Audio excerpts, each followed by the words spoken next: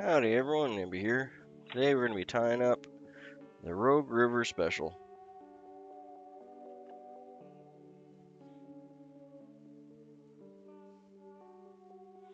And we're going to start off with a number 8 regular size. This is a vintage mustad hook.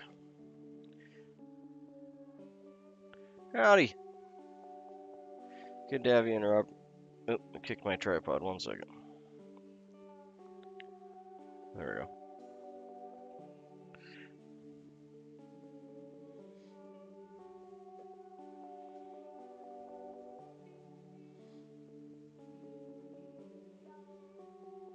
I'm going to stop the thread just before the barb there. Morning, Ewas. Good to have you guys in. Sorry, I was a little bit late starting there, getting all the materials together. But we got our tee set up, got our vise set up, we're good to go.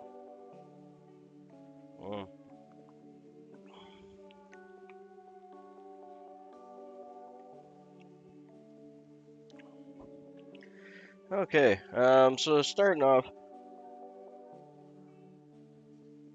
there you go, nothing wrong with that. I just need to take a break. Okay, so we're going to be using some, I'm just going to be using some of these leftover bits from the orange or peach saddle hackle.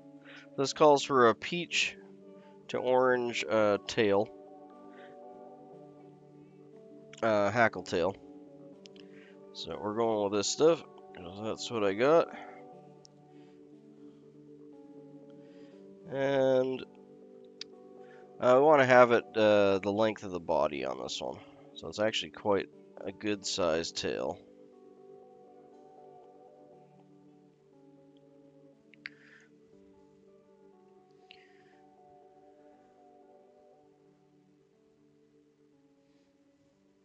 And given that these are a little bit on the thinner side, I'm just going to add a little bit more hackle to them than I normally would.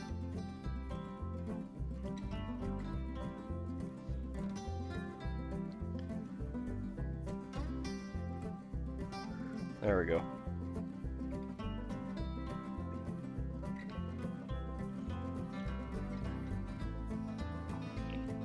Okay, so I want the whole shank length.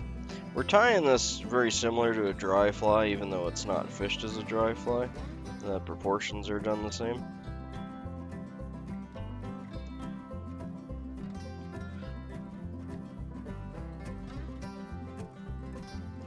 I suppose if you could get it to sit on the skim of the water with the way the wing is, it would act a lot like a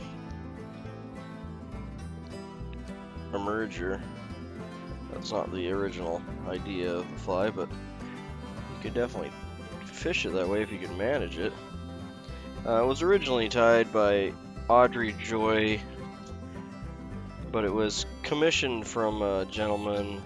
I got to write his name down here. Howard Hinsdale was the one that actually originally commissioned this from Audrey Joy. She tied a different version of the Rouge River fly, and he commissioned these changes to it, like mostly with the two-tone body and the orange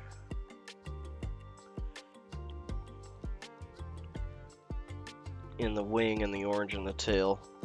That one fiber there that's driving me not sitting quite where I want it to, but I mean, it's actually a good looking tail, so we're gonna go with that. I'm gonna put one wrap at the back here, and I'm just gonna put some tension on it. And you can see it's just gonna cause it to spray out just a little bit there. Oh, I really got my thread? I do. Wow. 1 second. Wow, when did that happen? I got my thread right around the hook point. Wow, that was right after my original wrap. Okay, let's do that again. I haven't done that in a minute. I didn't even break my thread. There you go. Yeah, I just noticed. Wow, I haven't done that in a minute.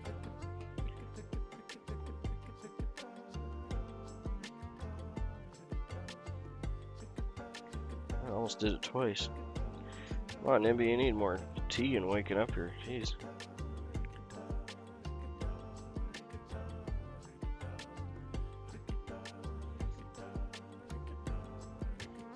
And she was a very, it's looking too long now. Did I move it back by accident? 1 second. Let's tighten that up a little bit. That's a little better.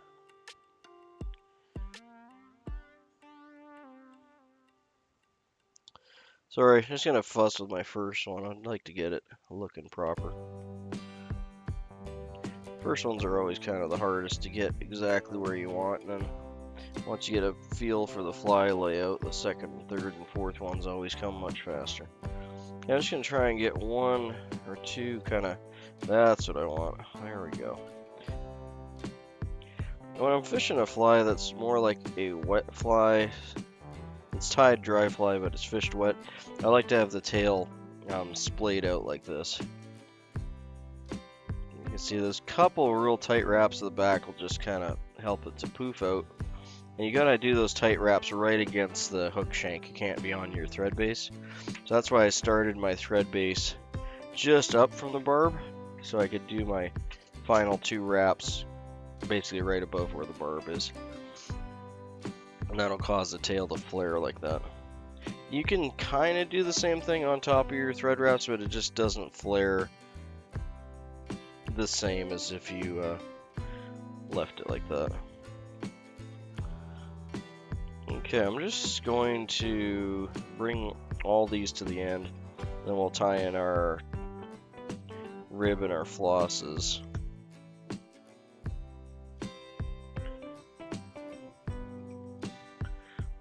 So for a rib, we're going to be using a gold uni-French tinsel. You could use a gold wire on this. I don't really see a reason why you couldn't. I wish I had a fine gold uni-French, but I don't. I just have a medium handy. They've been out of it for a couple months at the fly shop, and I haven't ordered any online.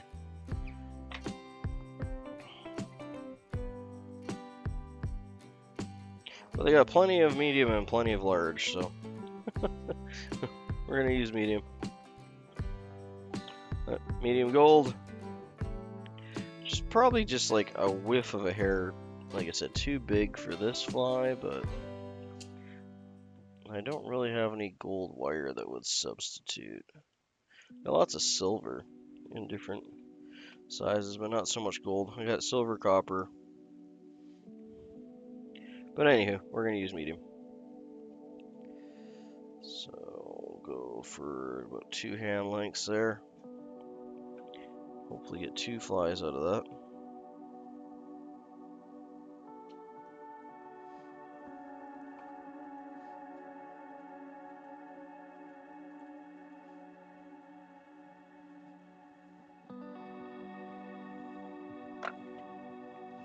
There we go. And we're tying this in first, and then after this we'll be tying in our floss. Our first color floss is yellow, the second one's red. This is a nice bright colored fly. His variation, according to the books, because I wasn't around then, but according to all the literature, his variation took off and became more popular than her original variation on this. Because it was more productive. But since just a hair too close there, I'm going to get 1 thread wrap back. There we go.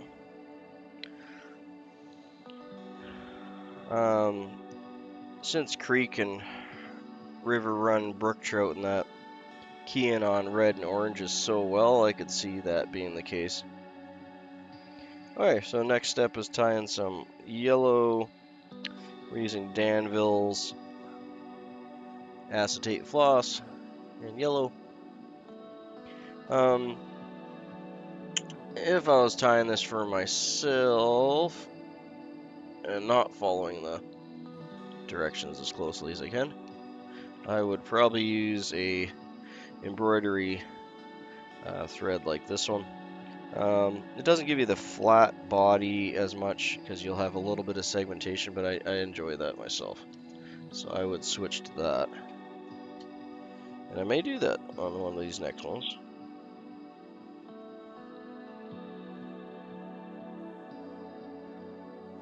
Thank you, Rob. Appreciate that, mate.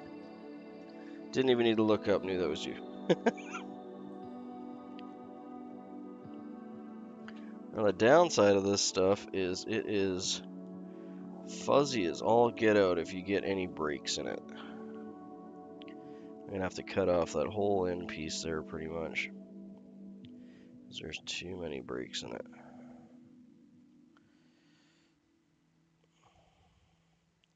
One thing that can help you with that, oh, there's a lot of breaks in this one. Generally, like I just got this one from the fly shop. I haven't actually tied with it yet. But the outside of your first wrap on here is going to be your worst, generally speaking, because it's being banged around and everything like that. So I normally keep my flosses inside of a bag, like with 1 or 2 per bag, and it just stops it from getting knocked around in storage as much. But yeah, we're gonna have to just work with what we got here, like most things. There, it's looking a lot better as I get farther down to this side, so.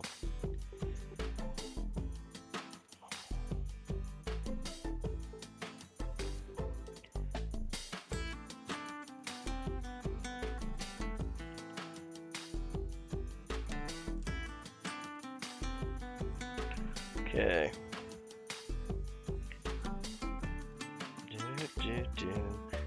So yeah, again, this is just Anvil's acetate floss.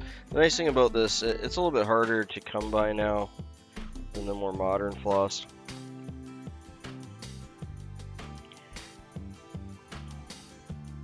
But you can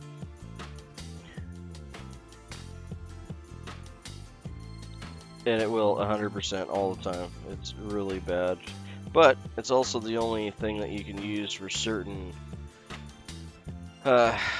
techniques. Not ones we're not doing on this fly, but you can put a little bit of I want to say acetate, but that's not right. Basically nail polish remover. Is it acetone? Acetone.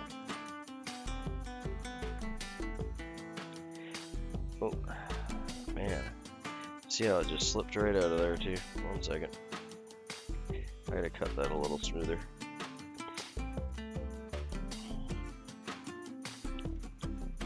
It is notoriously a pain to work with, but there's a few things you can only do with acetate floss that you can't do with the poly floss or a nylon floss. And one of those things is, like I was saying, the acetate wash afterwards. And what that will do is almost turn it into a plastic. So you can wrap your fly with this stuff, give it just a couple drops of acetate, and it'll melt this into like a plastic coating. So before they had UV resins and things like that, there was a lot of different patterns, especially nymphs and smaller midges and things like that, where you could wrap this really thin, put a drop of the acetate on there, and it would basically melt it and turn it into like a resin. And there's gobs and gobs of really cool patterns and different techniques you can do with that you can't do with the other stuff. What am I doing? Well, I really should be half itching this, but we got my whip finish tool out, so let's just go with that for now. Might actually be faster than half itching, but it is what it is. Okay, so we're gonna try and wrap this. This bottom half here is probably just gonna get all destroyed by the time I get to a usable size here, but that's fine. It was pretty toast when we started. So for this first wrap or so under the hook here, I'm just trying to lay it flat and over top so I'm not interrupting the tail. There we go. Now, because I'm using yellow and it's acetate, it'll become fairly transparent when it gets wet. So I'm going to do 3 wraps on this. 1 down, 1 up, and 1 back. And that'll stop it from having a gray tone from the black thread underneath. That's splaying out just a bit too much, so I'm going to back it up here.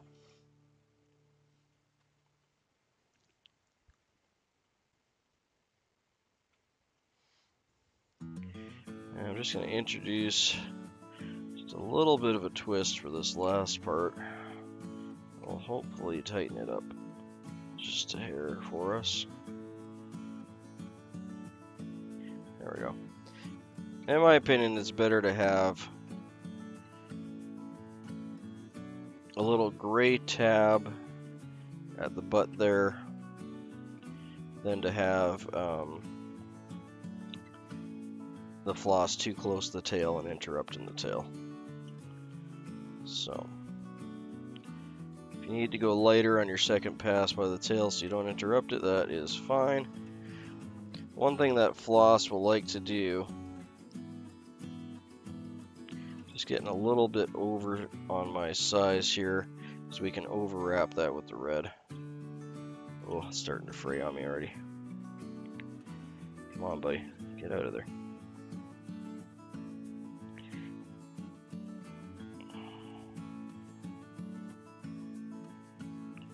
Yeah, I might. I want to try and use the rest of this floss up, but it's pretty toasted. That all being said, you can wrap it, and a lot of times those fibers, while you're tying, will get trapped in there. They do whiff off really easily. Of course, you got to be careful, but you can use a lighter to burn them off as well. Done that many times. Just want to use your fingers to protect the rest of the fly. There we go. Hi. Hey, K-Fish. I just want to let you know, like, I caught your part of your live there the other day. I was working, so I couldn't stay the whole time, but you were commenting in there about your chat not being enabled, and that's just want to let you know that's perfectly normal for your first couple live streams. The YouTube gods will disable that until you've done, I don't know, I think it was my first, I want to say 5 to 7 or so, but eventually they'll enable more and more features once you've done a number of lives. So just go with it, mate. Just bite your bite your lip and just get her done. Well, this song's a little too fast-paced for me right now. Woo! Yeah, sorry, I didn't mean to get off topic there, but since you popped in, I thought I'd let you know, just so you weren't being discouraged or thinking it was broken. As you do more live streams, you'll get more and more features will come up. They just want to basically make sure. Yeah, like a lot of when I started live streaming too, it was the same way, and when Funder started, he had the same issues. It's a common thing. It depends on your history on your YouTube channel. So if you have a lot of videos and you have some history of posting and you've been around for X amount of time, you'll have more things enabled than if you weren't. And they don't tell anyone exactly what those markers or thresholds are. They're not listed anywhere, unfortunately. But the idea is they just don't want some random person creating an account, getting a bunch of bots to sub them up so they can go live and then doing something stupid on live, right? So that's my understanding. Don't need to dwell on that, but I just thought I'd throw that in there for him so he doesn't have to feel discouraged. It's nothing you're doing, mate. You're doing everything right. Just gotta stick with it. It will come together.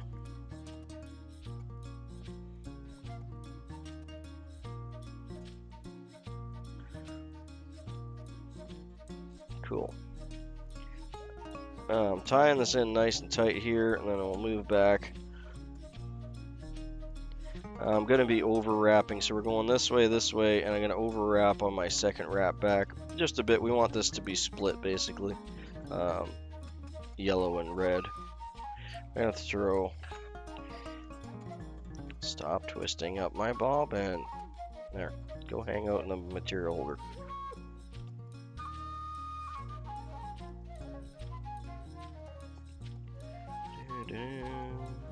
There we go.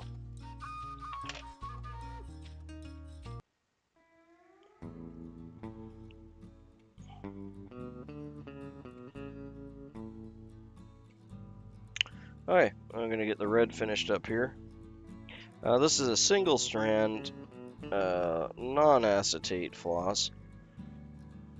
I think it's actually a nylon of some type.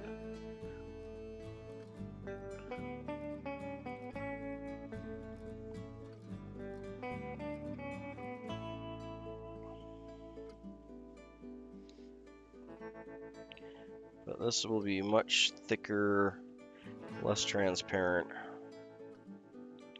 And I'm gonna do, like I said, probably 1 or 2 wraps just into the yellow, just to cover that base there. There we go. But as much as I like tying with traditional material like the acetate floss, it is kind of like calf tail or some other materials that are just annoying to work with. Yeah, I know it's an annoyance, K-Fish, but keep in mind that, you know, in a couple weeks from now, you won't even be thinking about it, right? You'll just be streaming like the rest of us. Everything will be good. It's just one of those many, many, many hoops. It's almost like they put hoops in the way like that just so people will quit. Like, honestly. I don't really see another reason for them to do those things, but...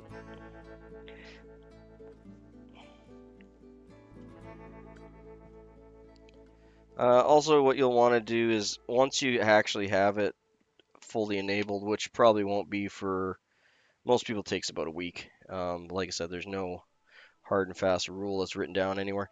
But once you notice it opening up, you'll notice some more options pop up in your studio and everything. And when you get to that point, go into your actual channel settings in your main page. You got to go to your main page, up into the area where you would edit it, so you can change your logos and backgrounds and that sort of thing. And then there's a template section for defaults, and you want to make sure you go in there and fill that out for your live stream section, or you'll run into some issues. So just a heads up for you, make sure you do that when the time comes. Okay, yeah, I should throw a 1/2 inch before we wind this.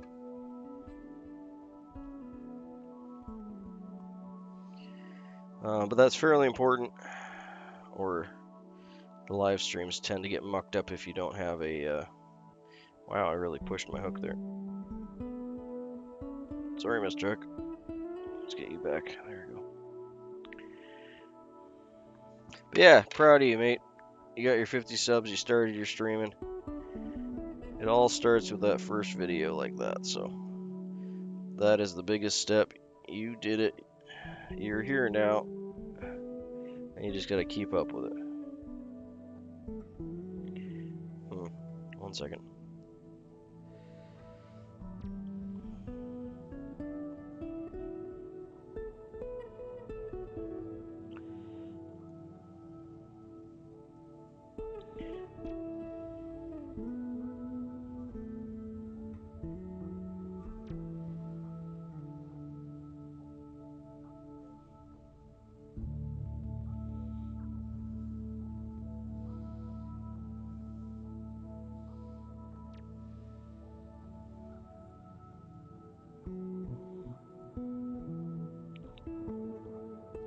On my floss bodies, I like to keep my ribbing fairly tight. It just helps the floss survive a little bit longer with the fish teeth. But you know, personal preference. You're welcome to spread that out a little more. I got that maybe not quite as... Yeah, there you go.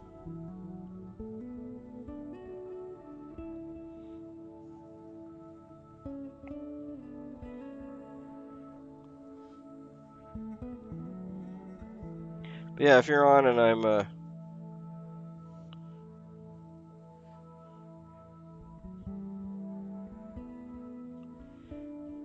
one thing you can do that I haven't done, but a lot of people have recommended that I do, because I'm in the same boat. Like 90% of the places I can go fishing don't have internet access or cell phone access or anything really, even outhouses. What a lot of people have recommended that I do that I haven't done, but is a good recommendation, is to film it. So film it like you would a regular video, and then you can do a premiere, which means you can sit there live with everyone and chat with them as the video is playing. It's not quite the same as a live, but it's about the closest you're going to get for a lot of for an area that doesn't have cell service. And being that I had the same issue, I actually got myself a Starlink Mini and a power box, so I might be able to do more lives in places that have no cell service, which would be pretty cool. But future plans. So there we go. So really simple little fly. We got an orange tail, yellow and red midsection with a gold rib. I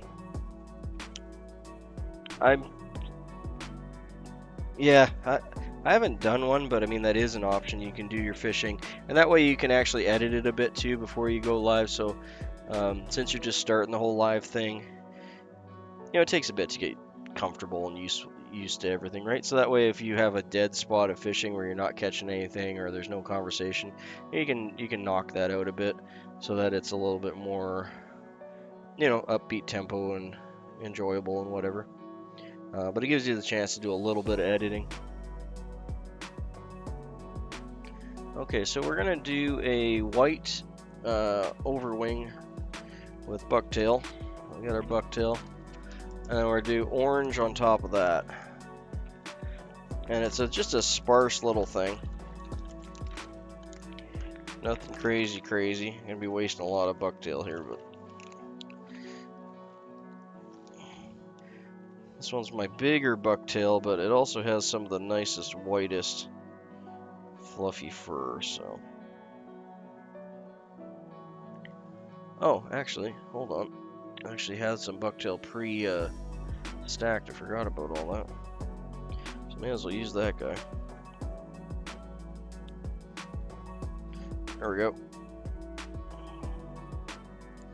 This might even be too much, but I'm gonna stack it in the stacker here and we'll see.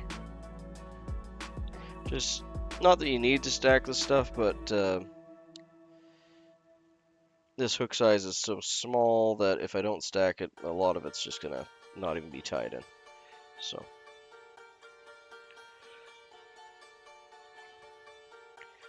Get in my stacker. Get in. Go. There we go.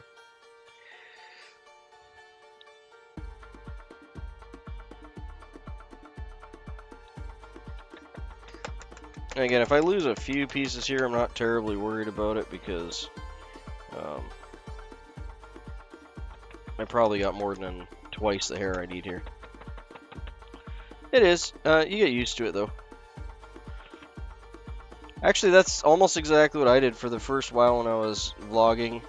I had a little sticker of a little red fox. I like my foxes, my coyotes and stuff. And I just had a little coyote sticker or fox sticker on my phone, and I talked to the sticker. And I just put the sticker by the camera lens, so I was talking. And actually, that's the other problem too, is you got to look at the lens, right? If you're looking off to the left or the right, it looks weird. But that really helped me be able to talk to the camera when I wasn't used to talking to a camera. So yeah, that's a great idea. It worked actually pretty well for me. Okay, I got one broken one there. I don't know if I'm going to bother taking it out, but we'll see if I can get it.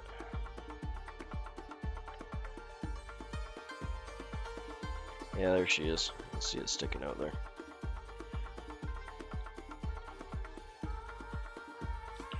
Okay, so actually that's going to turn out really well. That's almost exactly what I'm looking for there.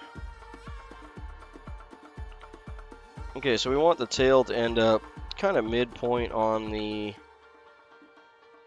or the overwing, not tail. We want it to line up about midway on the tail. So right about there. It's a little weird going from like the size 4s and then jumping right down to a small 10 here. These were originally tied by Audrey in size 8. I decided to go one size smaller on a traditional hook. I'm not sure why.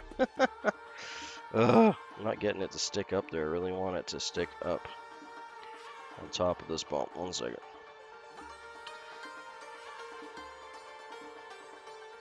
Thread keeps slipping down. It's not the hair's fault this time. There we go. That's better. Okay, I just got 2 wraps on that. That's not a whole lot, so let's get a few more.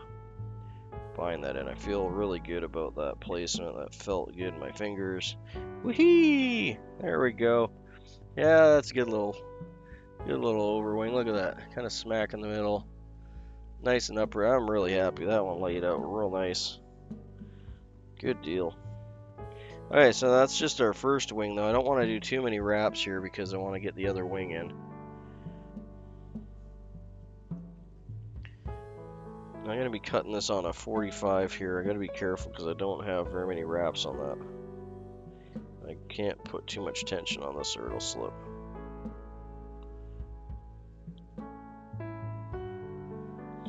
In hindsight, I probably should have left myself a little bit more room on the head there to tying this in. I mean, I'm okay. I just would have been more comfortable with another, bodkin width back or so. If I had that much more room to tie that in. Thank you. Yeah, this is a really pretty fly. I can see why this became really popular because it's got all the hallmarks of a good trout fly. You got a little bit of shine with a rib. You got a tail for movement. You got an overwing, so it can. You got the colors of. Okay, this one is. This bucktail is so bucky. I'm trying to find some here that aren't so long.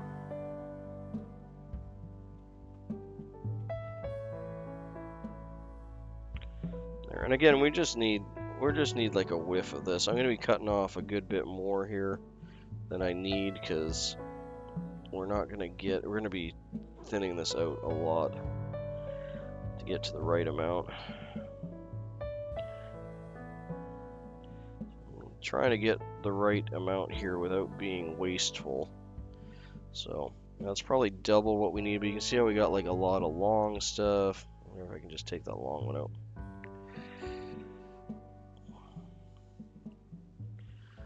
I'll try to separate that and we'll get enough for 2 flies out of that. Might not. I'll see how much it cleans out.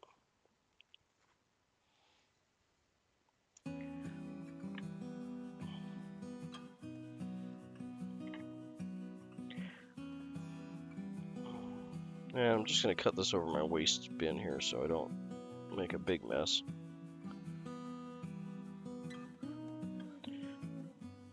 Boop. There we go. So just cut that nice and flush. You can see how much I got there. We'd consider that maybe half a pencil. Hey Valhalla. This specific bucktail has been no end of annoying to try and stack it. It's almost impossible. But I'm going to try again. I need to wash it with some soap. I think it was a detergent that they didn't actually clean off well enough and then dry it. Wow, yeah, that's not.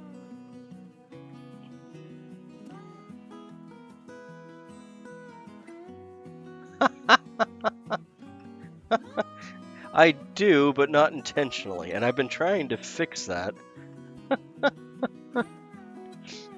Yeah, I think a lot of us were. We just couldn't say hi to him, but we were there, mate.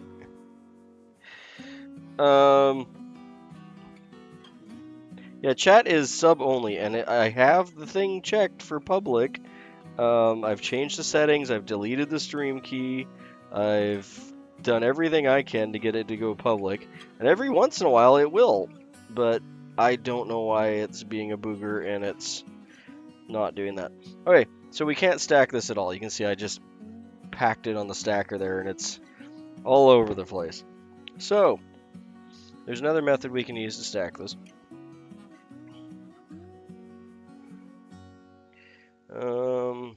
One second, just trying to find a place to put this deer here. Poop, there we go. So the other method we can use to stack is one of these. It's a cradle stacker.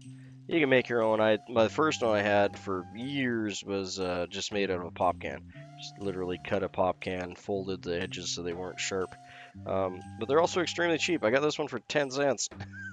So it's literally just a shiny piece of metal with a bit of a backstop to it on a 90-degree angle, and that's all there is to it.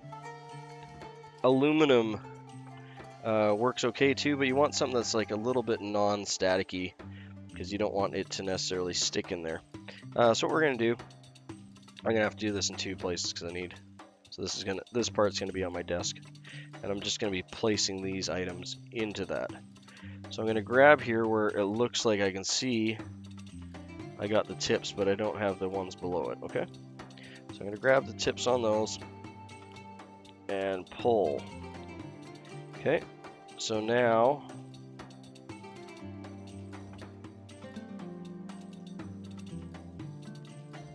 yeah, there is a lot of different things with age restriction stuff too, but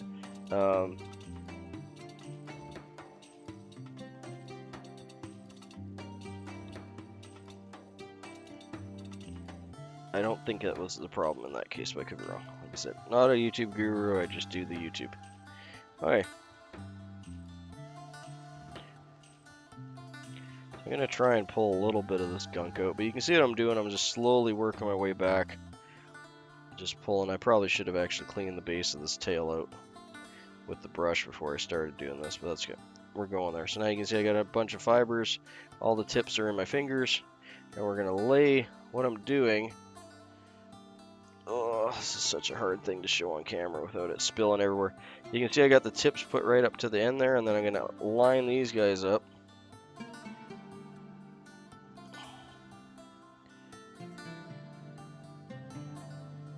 Probably easier to tell than show, but now I got them lined up with the tips. So we're just manually lining the tips up. And they don't have to be perfect or anything, but this is how you would stack. There's lots of materials that won't stack.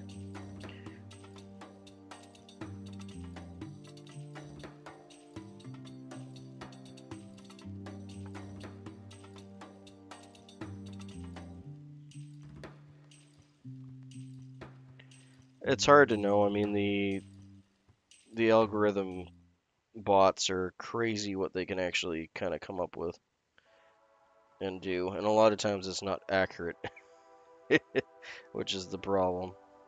Okay, now I'm actually just gonna toss these two. Oh, sticky. It's so sticky. I love this bucktail. It's a beautiful bucktail to tie with. It's just this greasy stickiness is horrible. I really need to clean it.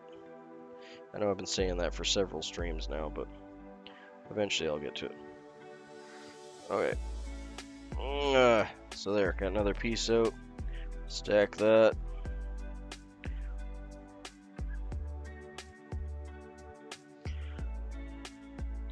And then we're kind of left with this last piece here. So this would be enough for another fly. So we're going to leave that. We're going to leave that one for the second fly. And I'm going to use this stacked one here for this fly. So there we go. Got the stacked one there. I know it's a good bit of work to get it like that, but you know, it's worth it really. It's like We're not on a race boat or anything here. We're just trying to enjoy ourselves. And there's lots of materials that just won't stack or don't want to stack, or you run into something that's really fluffy, or static electricity is not your friend that day. You know, there's lots of reasons.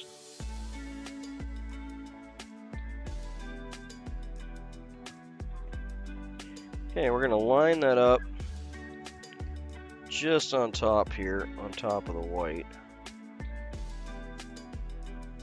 I like to have them just a hair longer than the white so they stand out a little bit. And we'll try and do a soft wrap like we did with the white to hold it right on top. We can manage it. Beauty. Okay. Lock that puppy down before it starts slipping.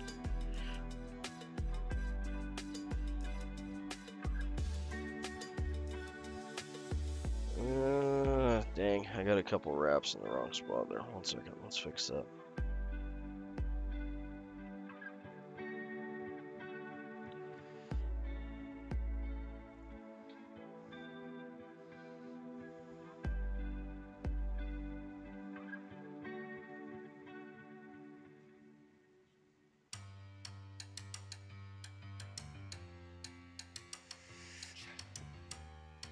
Hey, wee man, good to have you in, mate. Okay, yeah, I'm fairly happy with that. I said I could have given myself a little more room. I'll try that on the next one here.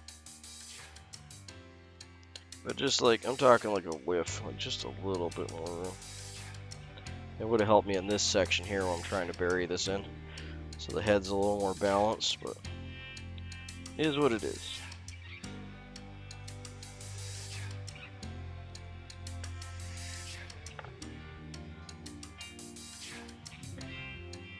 It's almost like tying a really miniature salmon fly. It really is. I feel like I should be tying this on like a size 4 or something.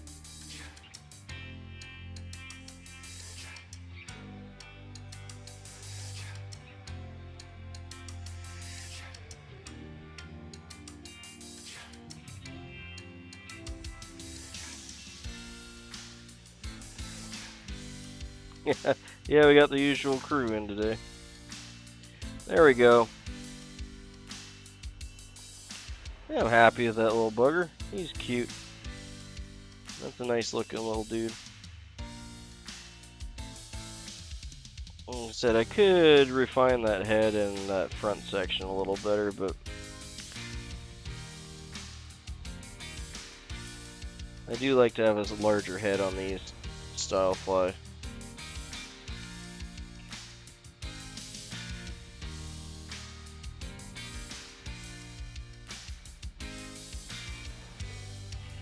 Come on, buddy, stay still.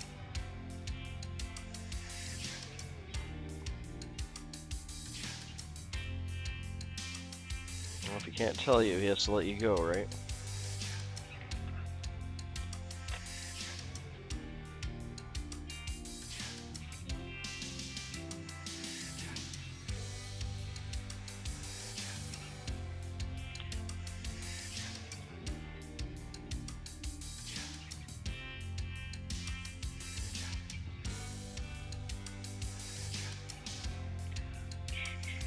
There we go. Yeah, I'm happy with that, yeah. That's a neat looking little fly. I think it's gonna look a lot better with the head cement on there. And you see how I got just a bit, you know, like this part of the head, if I could omit that and bring it back, change that angle down a bit, I think it would look a little bit better, but overall happy with that.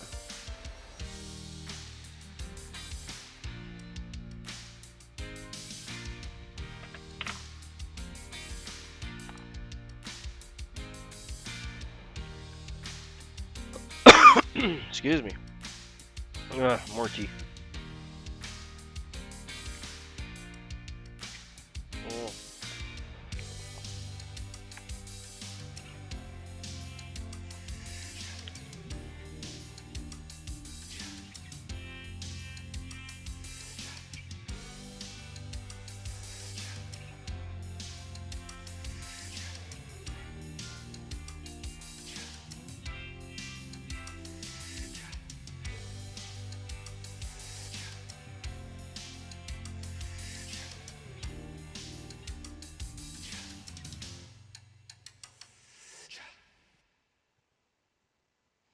Okay, there we go.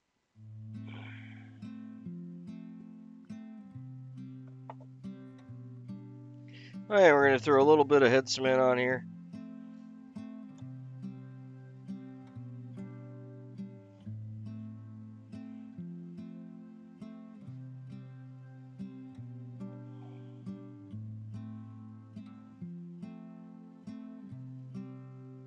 I might have to spin this guy for a little bit.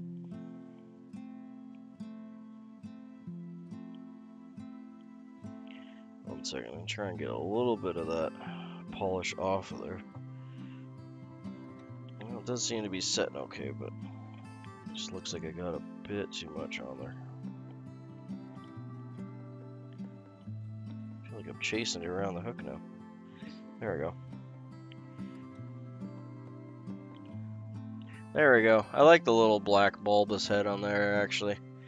I was kind of humming and hawing on whether I like the head placement, but that's a cute little dude. I'm quite happy with him.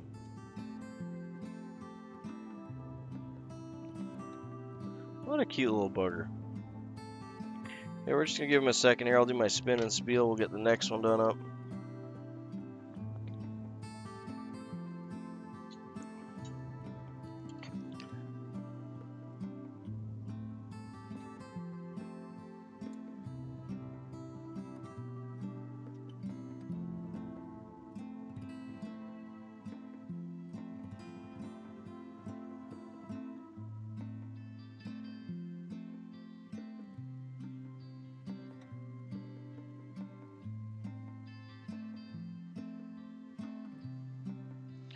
Okay.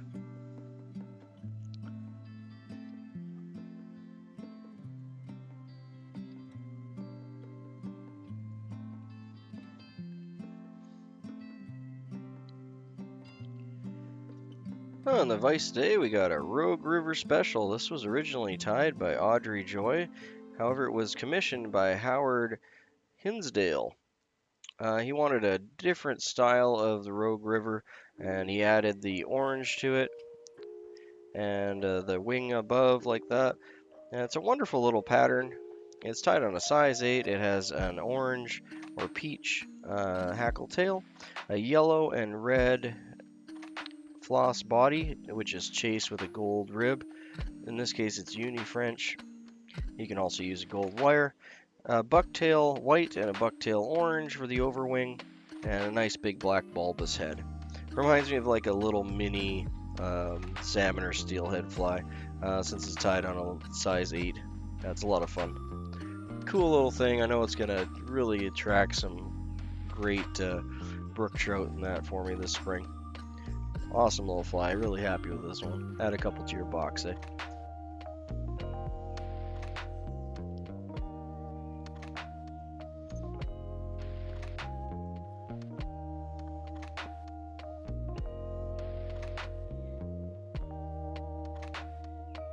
Okay, let's add him to the cork and get our next one going.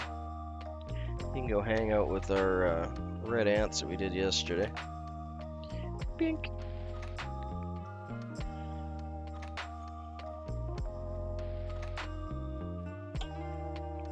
I feel like this fly would actually be really cool to tie on like a size 8 Aberdeen hook, like the like those red ants are tied on. Just have it longer and bigger. Yeah, I was thinking about that actually. As soon as I said spring fishing, my brain went to like, why not use it now? We finally hit a bit of a cold snap. It's like -7 or so. So we might get some safe ice. I'm hoping soon. Maybe. Who knows? Still got lots of winter left. I mean, it's only January.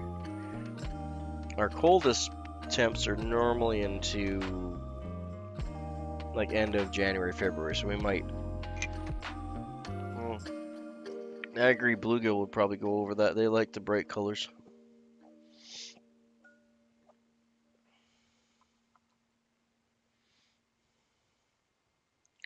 Okay, so I'm going to go a little quicker with this one since we did all the explanation on the first one. Not that I'm in any hurry or anything. Why does this feel so tight?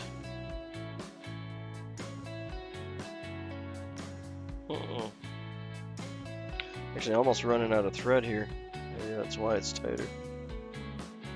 I got enough to tie like a couple more flies, so I'm almost out.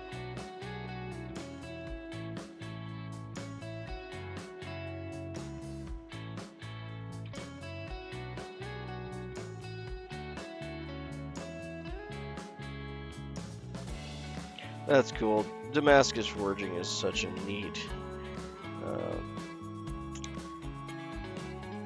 I guess it would be a technique. Would probably be the right word for it.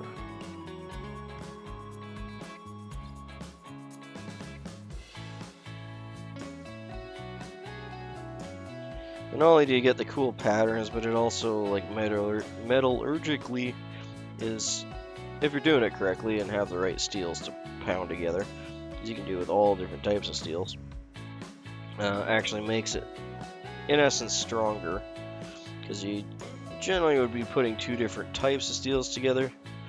I know Valhalla would be able to explain this a lot better than I will. But the two different types of steels, normally you get two steels that have different characteristics. So one will be a bit softer, one will be a lot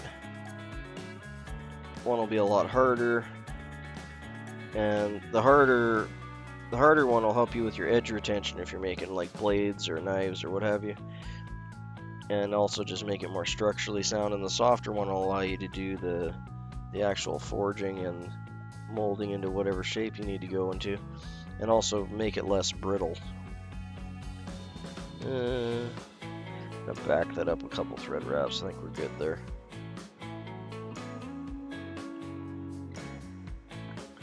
Yeah, just the as far as I know, and I could be wrong because I'm just going off memory here, it was originally started in India.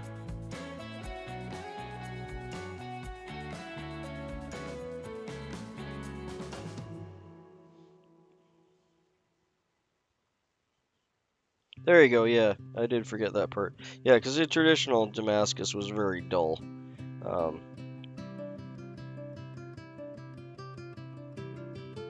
There you go, thanks Will for throwing that in there, I appreciate that.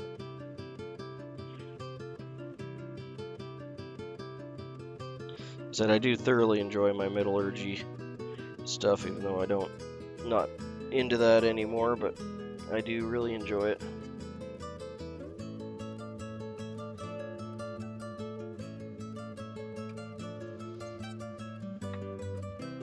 Just find it fascinating how humans have found ways to mash different rocks together to give something that's structurally sound and sharp and flexible and all those characteristics, and it takes many people many years to figure that kind of stuff out and to make a product that's as close to perfect as they can make it.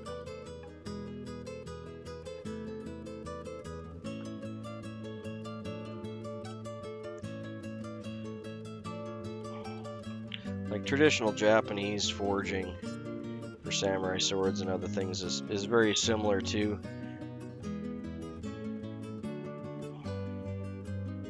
Yeah, I've seen a few people with good channels that way. Japanese did it in a different way though. They changed their tempering.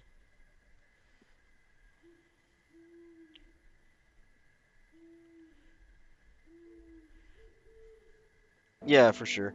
And I think it was like, I think back then the major reason I believe it came from that area is because they had all the trade, right?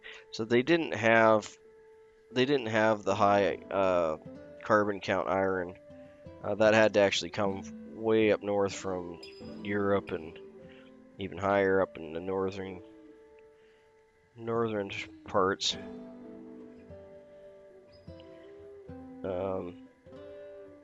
But yeah, they had access to that through the trade roads. And they also had access to the softer steel locally, so.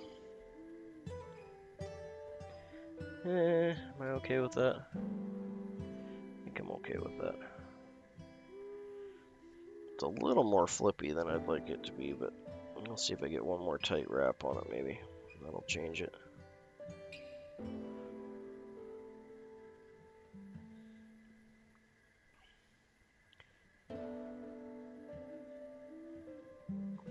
Yep, no, that's very true. Okay, what I'm going to try and do here, I don't do this all that often, but it is handy. Come on, thread. Behave yourself. I'm going to try and get one wrap underneath this tail. Just like that.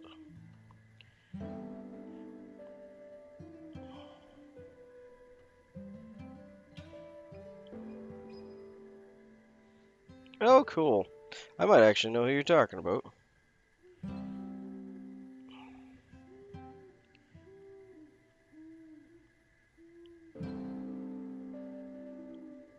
That's better. So I did that one wrap underneath, and it'll help to shoot the tail out more straight. It was curving down on the shank. I probably went just a couple thread wraps too more.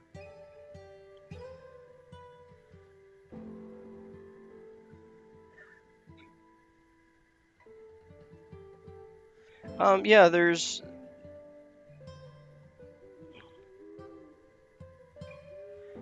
I don't know if Davey came up with that. Trick's been around for a good long time, but Davey definitely uses it fairly often for sure. I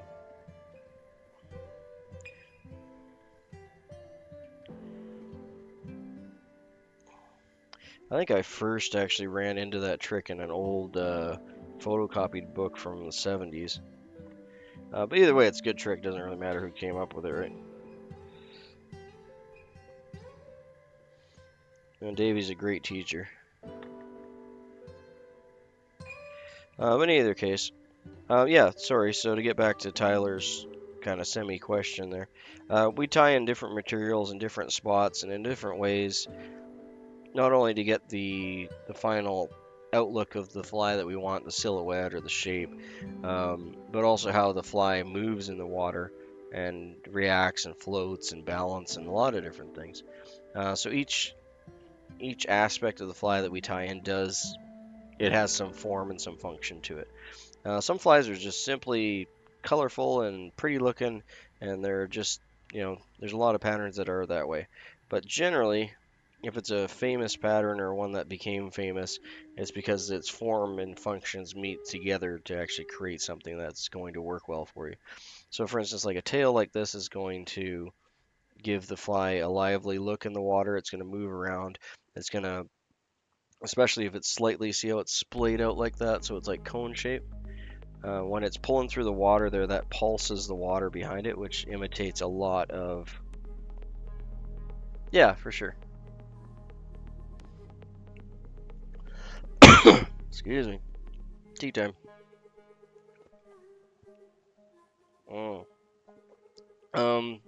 But yeah, each part and that we tie in, although it doesn't have to, but just generally speaking, the material type will affect the way that the fly moves through the water, the buoyancy, how it reacts with the water and the trail. One of the important things too is the water trail behind the fly, how the fly disturbs the water, because fish will key in on that, especially trout. Sorry, got a little sidetracked here. So we're gonna get the gold uni French tied in.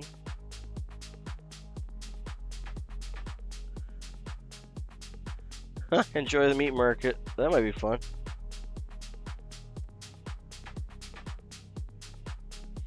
There you go, Val. Got her.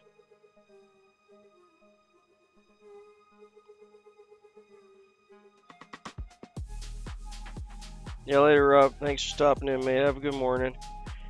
Enjoy the meat market.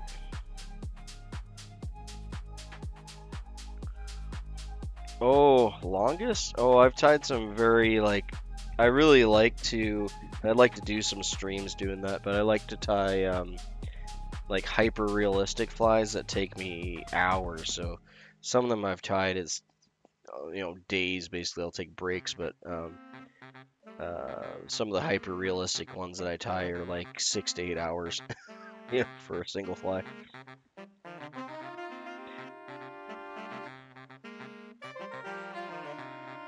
What are we doing? Yellow floss. Here we go. So we're tying in the yellow acetate floss, and it's going to be a booger. We're just going to use this piece up. We'll make it work.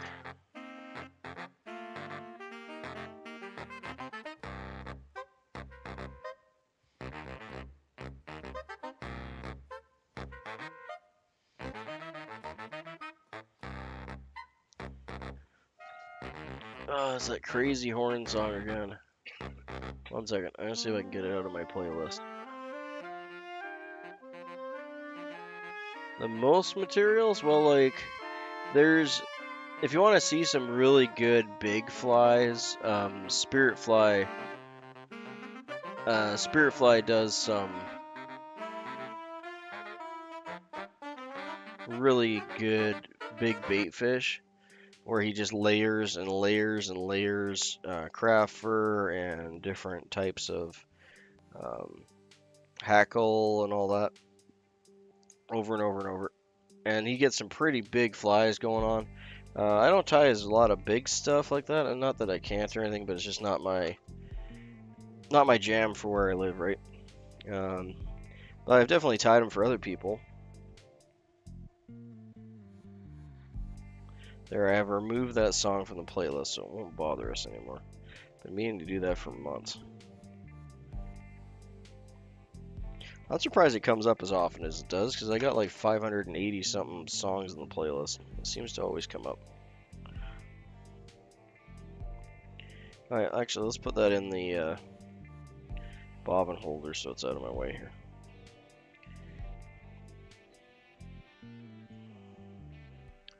Okay, I'm actually going to have to do this way.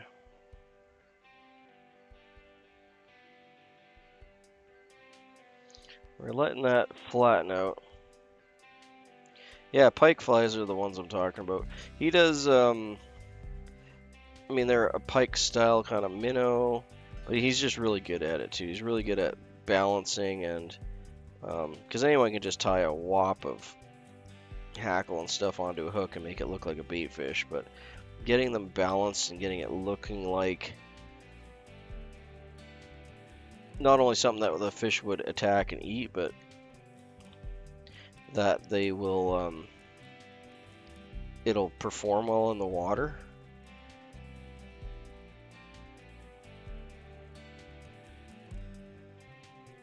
You talking about the bendy hooks?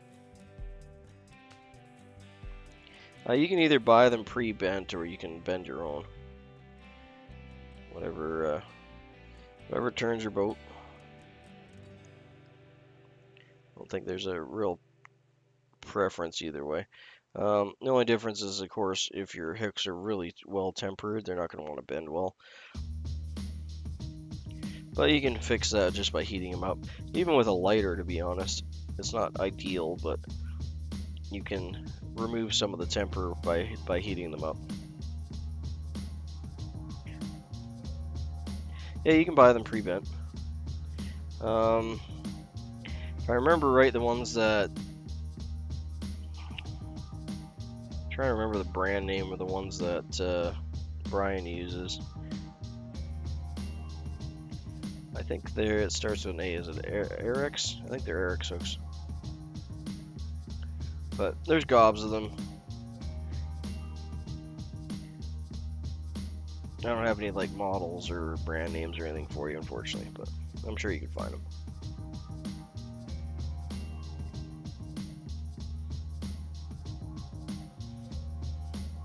But yeah, even if you use like a jet type lighter, works a little better than a regular lighter, but you can use it for either. And you can jet just the middle of the hook and heat it up, and that'll remove some of the temper. You gotta let it cool slowly though, you can't cool it fast. So get it hot, let it sit in your vise for a bit, let it cool right down. That'll remove the temper in that spot, and then you can use a metal tube, like a metal pen, and slide it over, and you can use that to bend it. You'd want it something tighter than this, but you get the idea. And you can bend your hook that way. Again, not like the most ideal route to go, but if you're only making a half dozen, thank you. But yeah, if you're only making half a dozen worms or something, and you just want to play with it and try it, and you don't want to buy like a box of 20-something hooks, then yeah, just bend your own hooks. They're not going to be as secure, and they're not going to be. You're going to take some of the temper out doing that. But overall, it's not definitely not a bad thing. Do I got enough red here? I'm not sure if I got enough red. Yeah, maybe. It's gonna be a little tight, but got another piece there. We're gonna make it work. This is a make it work Nimby fly.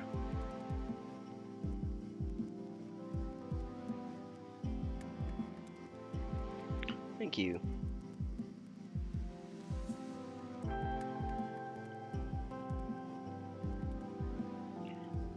Yeah, specialty hooks like that, there's nothing wrong with buying them at all. It's just you're gonna find they're gonna be a little more on the pricey side, right? Because it's a specialty hook, so you're probably gonna pay maybe close to double what you would otherwise.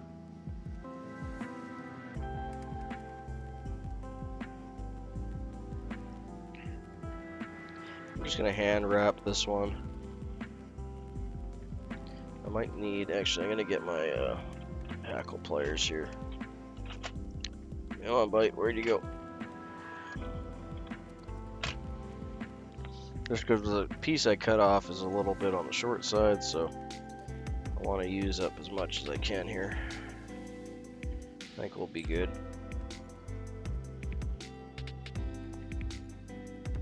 Hey Rick, thanks for coming in, mate.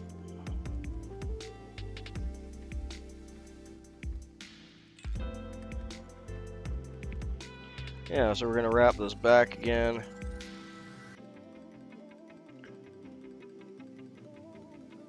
Oh, we got Ethan's lures in too. Good to have you both in.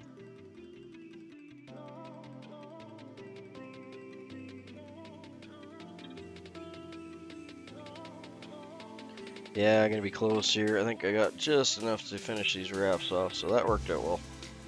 I like little small victories, eh?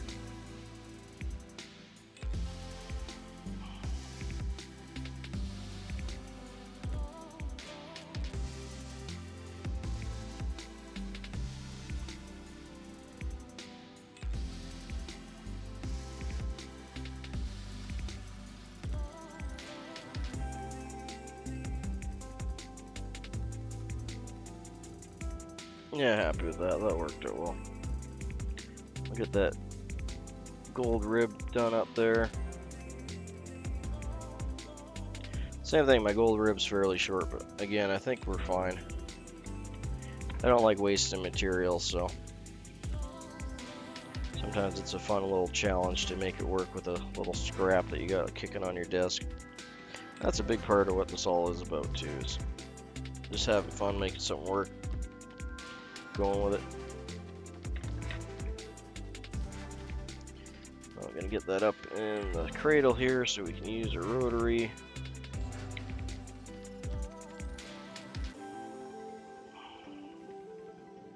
I'm wrapping this the opposite direction I normally would wrap, but the floss wanted to wrap that way, so the floss dictated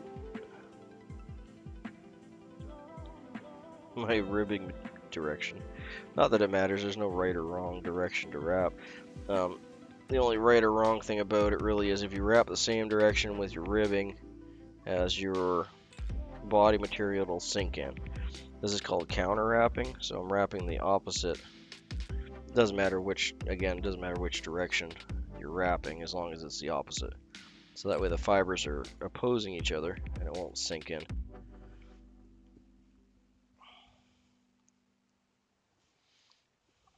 Oh no. Oh, come on now. That was a nice wrap, and then go and pop it out like that. Come on, Nimby, keep your stuff together. I dropped the tension there for a second. Okay. There we go. That's a nice little body wrap. I'm happy with that. Not rotary, but, you know.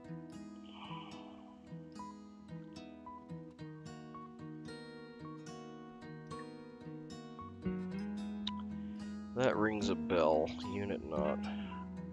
I feel like I should know that.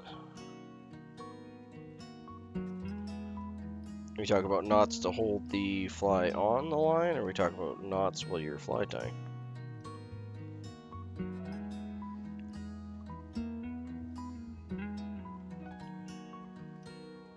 Alright, that's tied in nice, so we're just going to cut that off.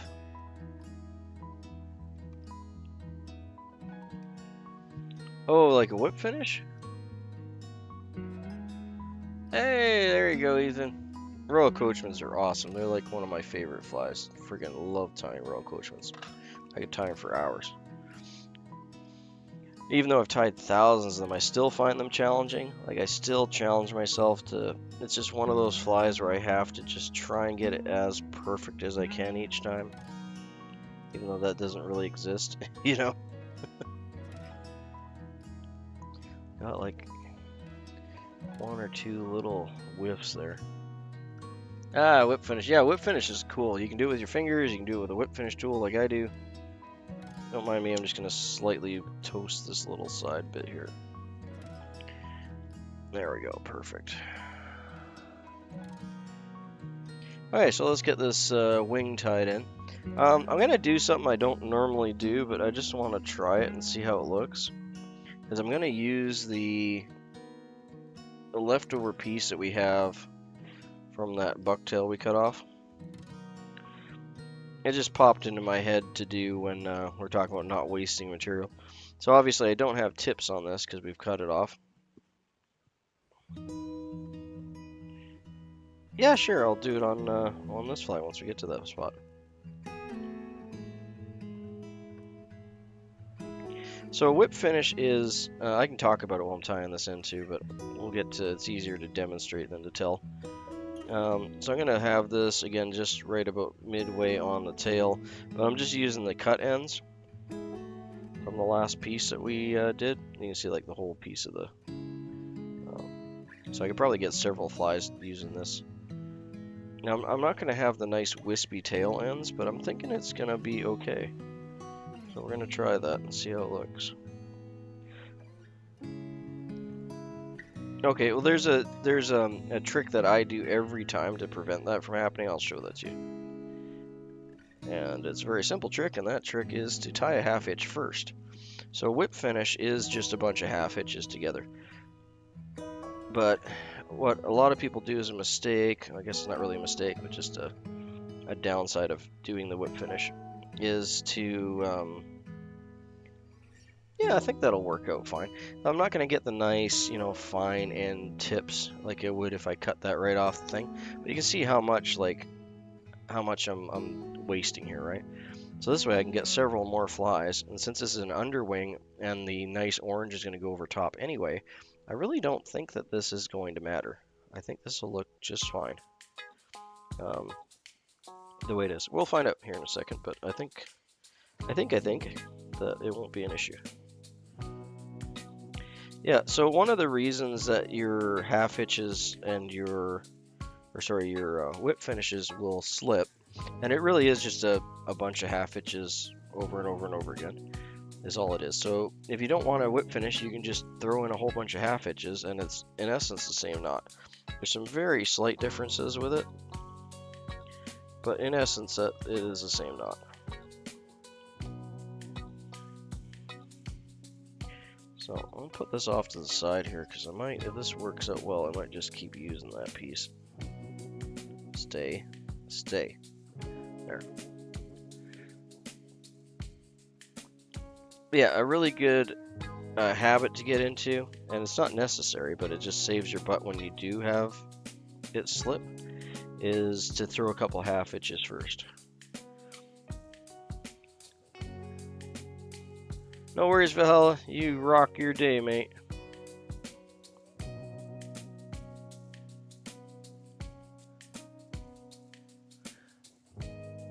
If your bobbin's not unraveling, well, I'll get to that in a second. I gotta get this, deer hair tied in before I drop it. But we'll get to both of those things at the same time here. And hopefully I won't undo my fly while I'm demonstrating it. But we'll do what we can do. So again, we're gonna tie this in. I'm gonna have it just a little bit, you can see them poking out there, just a little bit longer than the underwing. I let go of it, which I probably shouldn't have done, but I did do. So we're going to bring this up. I'm going to trap it in between my fingers. You can see my thread's loose. We're going to do a soft wrap down right over top of the other one.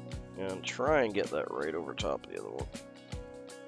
Did I get it? Yeah, buddy.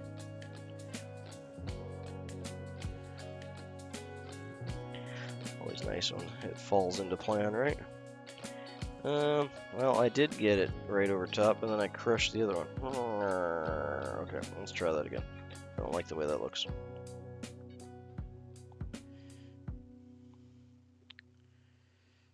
Okay, let's do this one more time.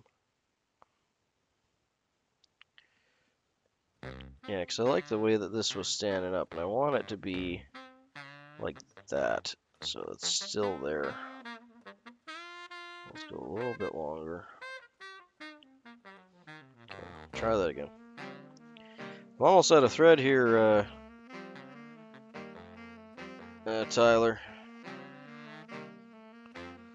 But I think I'll have enough to finish this fly and give you a little demo. You know, you tie a fair bit when you're actually running out of thread on your spool.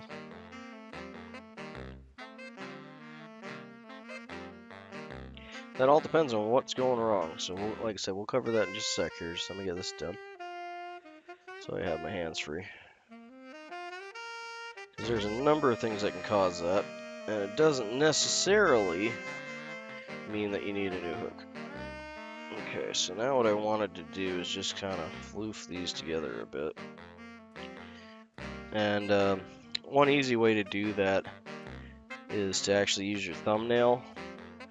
And what I'm going to do, I'm going to be gentle because I don't want to cut the fibers, but what I want to do is I want to use my thumbnail here, and I want to rock the top wing into the bottom wing just a little bit here. So I'm just rocking back and forth. And that's going to force a few of the upper fibers into the lower.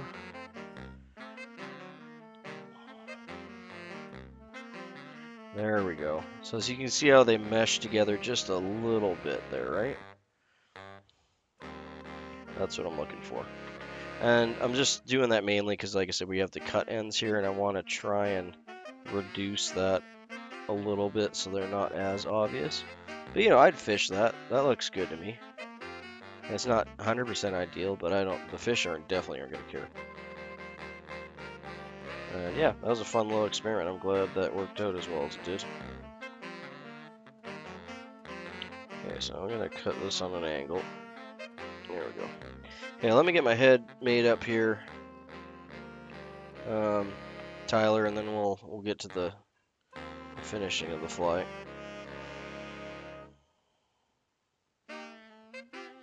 Okay, so I'm going to cut into that butt section here.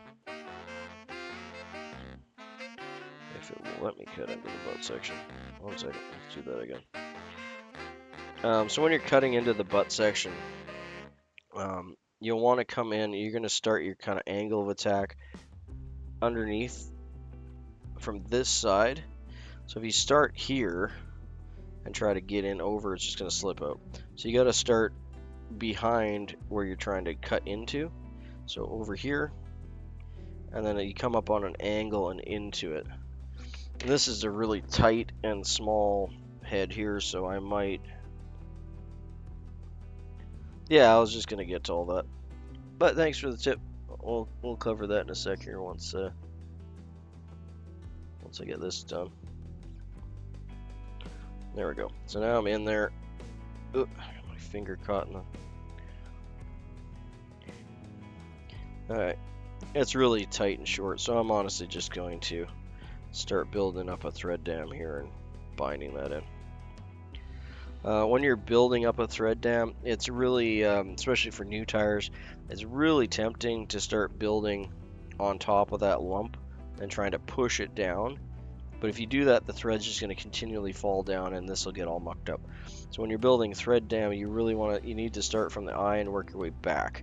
And you want to build up and over. So you're trying to build your thread up and then pushing it over. And once it gets to a point where it's kind of at a little bit of an equilibrium as far as height, then they'll start crushing down.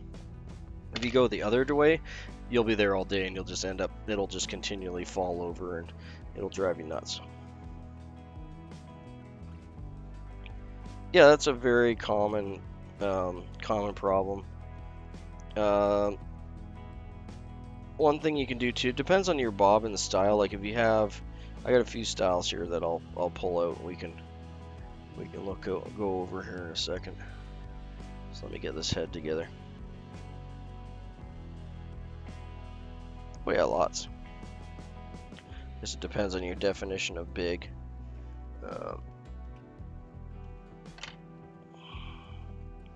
Where'd it go now?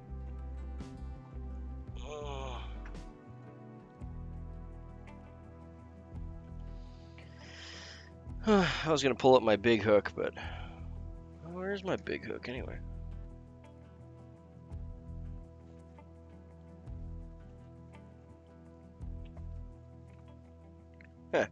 Okay, well, never mind. Don't see big hook right now.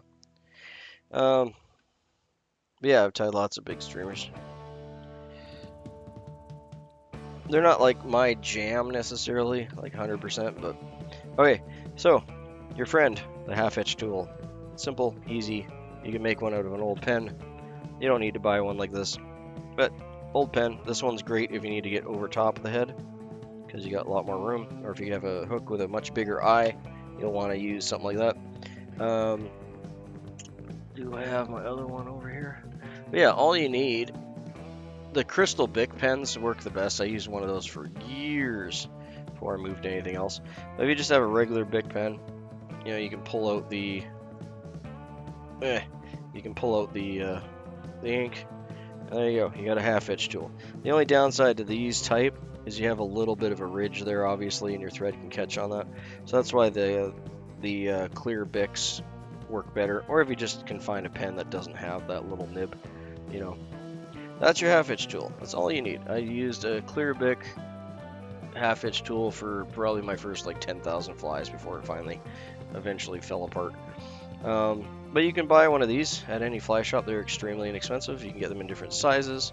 A lot of times on the other end, it'll have a bodkin glued in. Yeah, you can. The only downside to going straight to whip finish is a lot of people actually, it's just like with tying, right? Some people tie left-handed, some people tie right-handed, some people spin their thread clockwise, some people wrap counterclockwise, so everyone's a little different. And that's where you run into these problems with the whip finish, and a lot of people have problems with their whip finish coming undone, is because of the different directions that you're tying. So the reason you want to start with your half-hitch tool is, and I can't undo this, so I'm going to have to do some wraps, and I'm probably going to make this head a lot bigger than it needs to be doing this demonstration, but that's okay. So I got one half-hitch in there. Now one half-hitch is not enough for me to change direction of my thread. So this is your regular thread wrapping direction this way, right? It's going to stay tight. It's nice and tight. See? If I'm going the other direction though, so right now I'm at the point where I've tied off, you can see it there. Yeah, and it all depends, like I said, if you're right-handed and you're spinning left, it's the same as if you're left-handed spinning right. So every tire is a little different. Anyway, we're at the point where I've tied off here. Now if I go this way instead of left, and the knot is on top here, it's not as tight. If I pull down, watch, you'll see, hopefully you'll see it. It'll move, see? How it's spun? There, you can even hear it there. You see how it clicked? Now what's happening is because the way the knot is positioned and working is it needs to have a directional tightness, okay? So when you're tying, it's just like if you tie your shoes and you do your first half hitch, which is the same knot we're doing here. You do your first half hitch, and then if you just did and just left it like that, as you walked, it would let go because there's no tension on it. If you do 2 half hitches, one way, one the other, then you basically have a wreath knot or granny knot if you're doing them in the wrong direction. But either way, that second half hitch, what it's doing to make the knot infinitely stronger to the point where you could, haul a truck out of a ditch, is the one knot. It's changing directions, so you're creating what's called a bite on the line. So they're biting into each other. I don't have that because I only did one, and that's why it popped. And now, see it, I have it in there, but you see I can unravel my hook. See, I'm unraveling the fly now. Even though the half hitch is still there, it hasn't gone anywhere.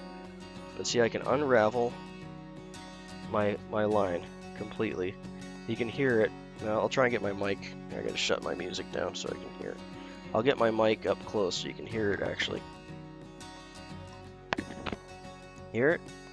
So what it's doing, the knot's still there, see?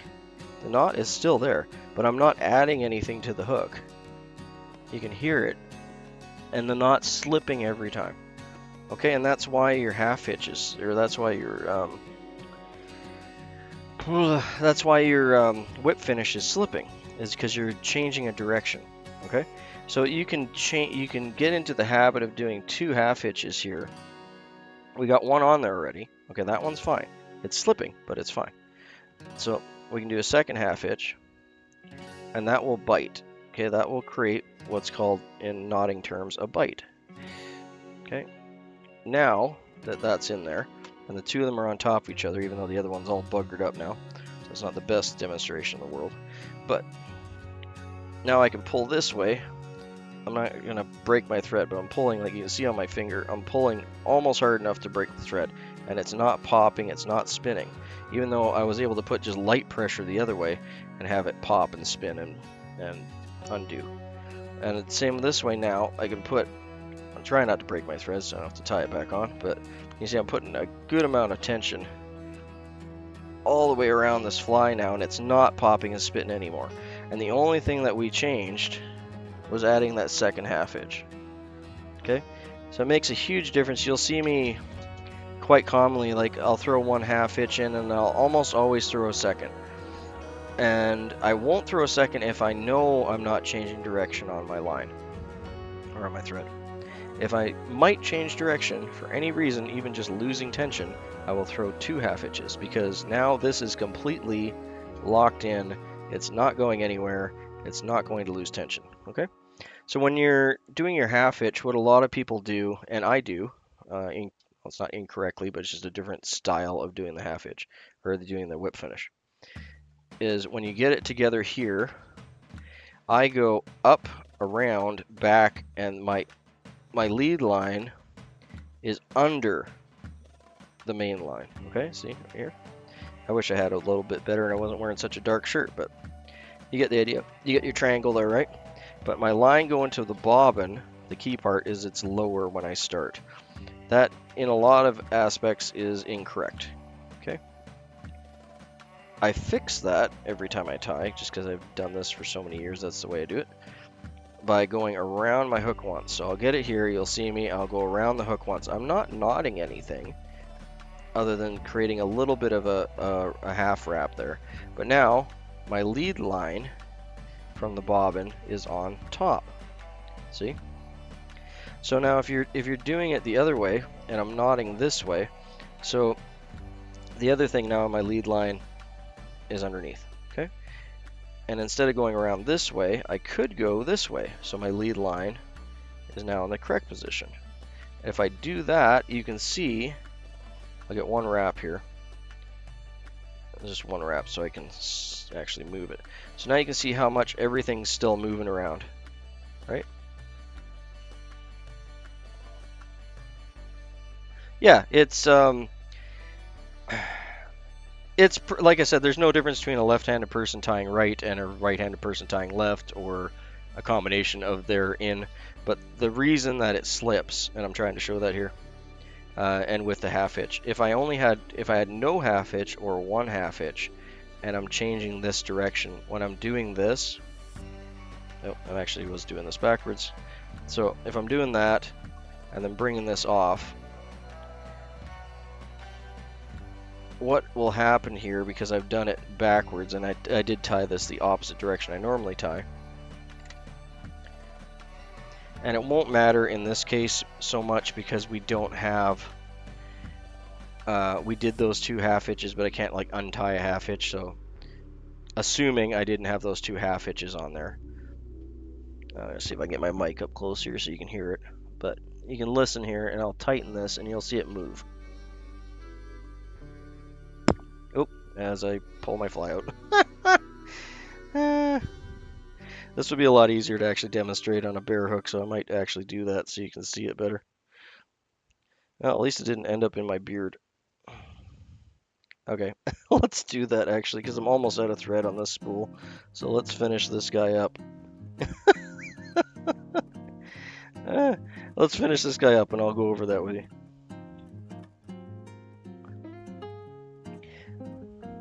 But I meant to actually do a video on this because I tried to find it. There's only a handful. There's like only 2 videos that I've ever found on YouTube that show this and show it kind of well, or like halfway decent.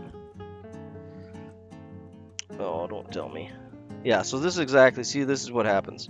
See how I got that thread there coming out because I went backwards.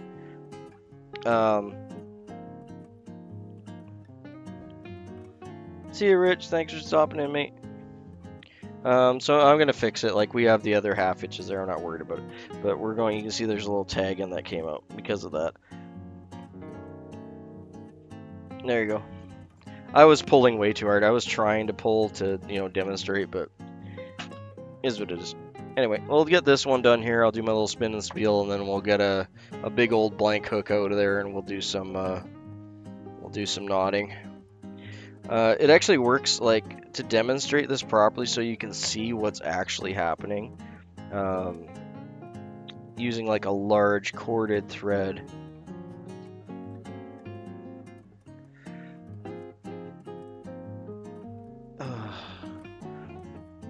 Yeah, that could have went bad. It did hit me in the cheek, but thankfully it didn't stick.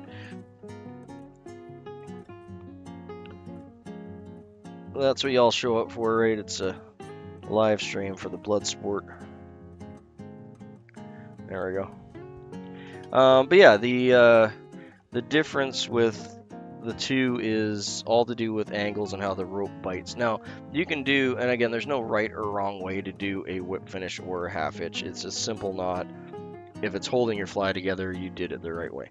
Okay, I'm just splitting hairs as far as how it physically, mechanically works. And when I say wrong, I don't mean wrong as in like you're doing it wrong. It's wrong as in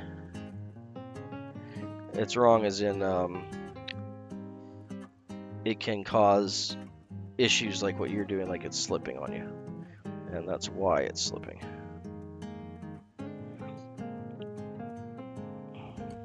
And like you'll get into a groove, and if you get into a groove where it's your natural,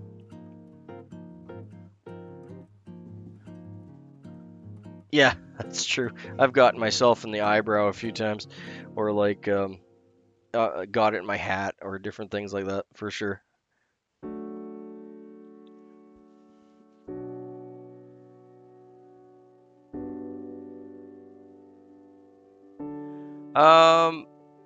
I've been trying to get the wide stream working. I should be actually broadcasting both right now, and I had the 2. I want to do a horizontal format. I like filming in horizontal. I prefer horizontal. Unfortunately, in order to do a horizontal and a vertical feed, I need to send out 2 feeds, and I don't have the bandwidth for that with Starlink. Or at least I'm like just at that point where I can do 2 feeds. But I tried for several days to get the horizontal feed to work properly with the vertical feed, and it just wasn't, like, it wasn't feeding any of my video out to the vertical feed, so the shorts or the whatever. I'm going to continue to try. We do have a horizontal feed going out right now, but it is in vertical, so you got the black bars on either side. Alright, so I'm just going to do my spin and spiel on this guy.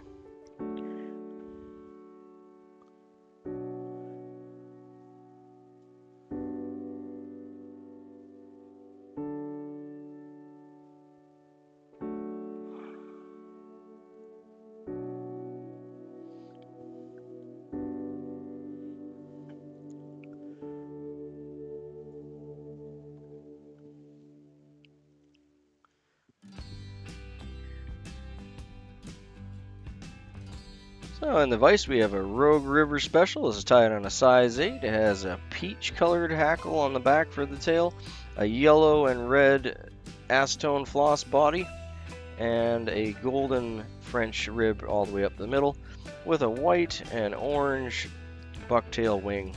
Wonderful little beady black head, and I'm really excited to try this out for some brook trout. I think the colors are just going to pop and really get nailed. Fun little tie, really enjoying this one.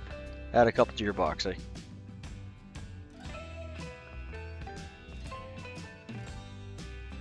There we go.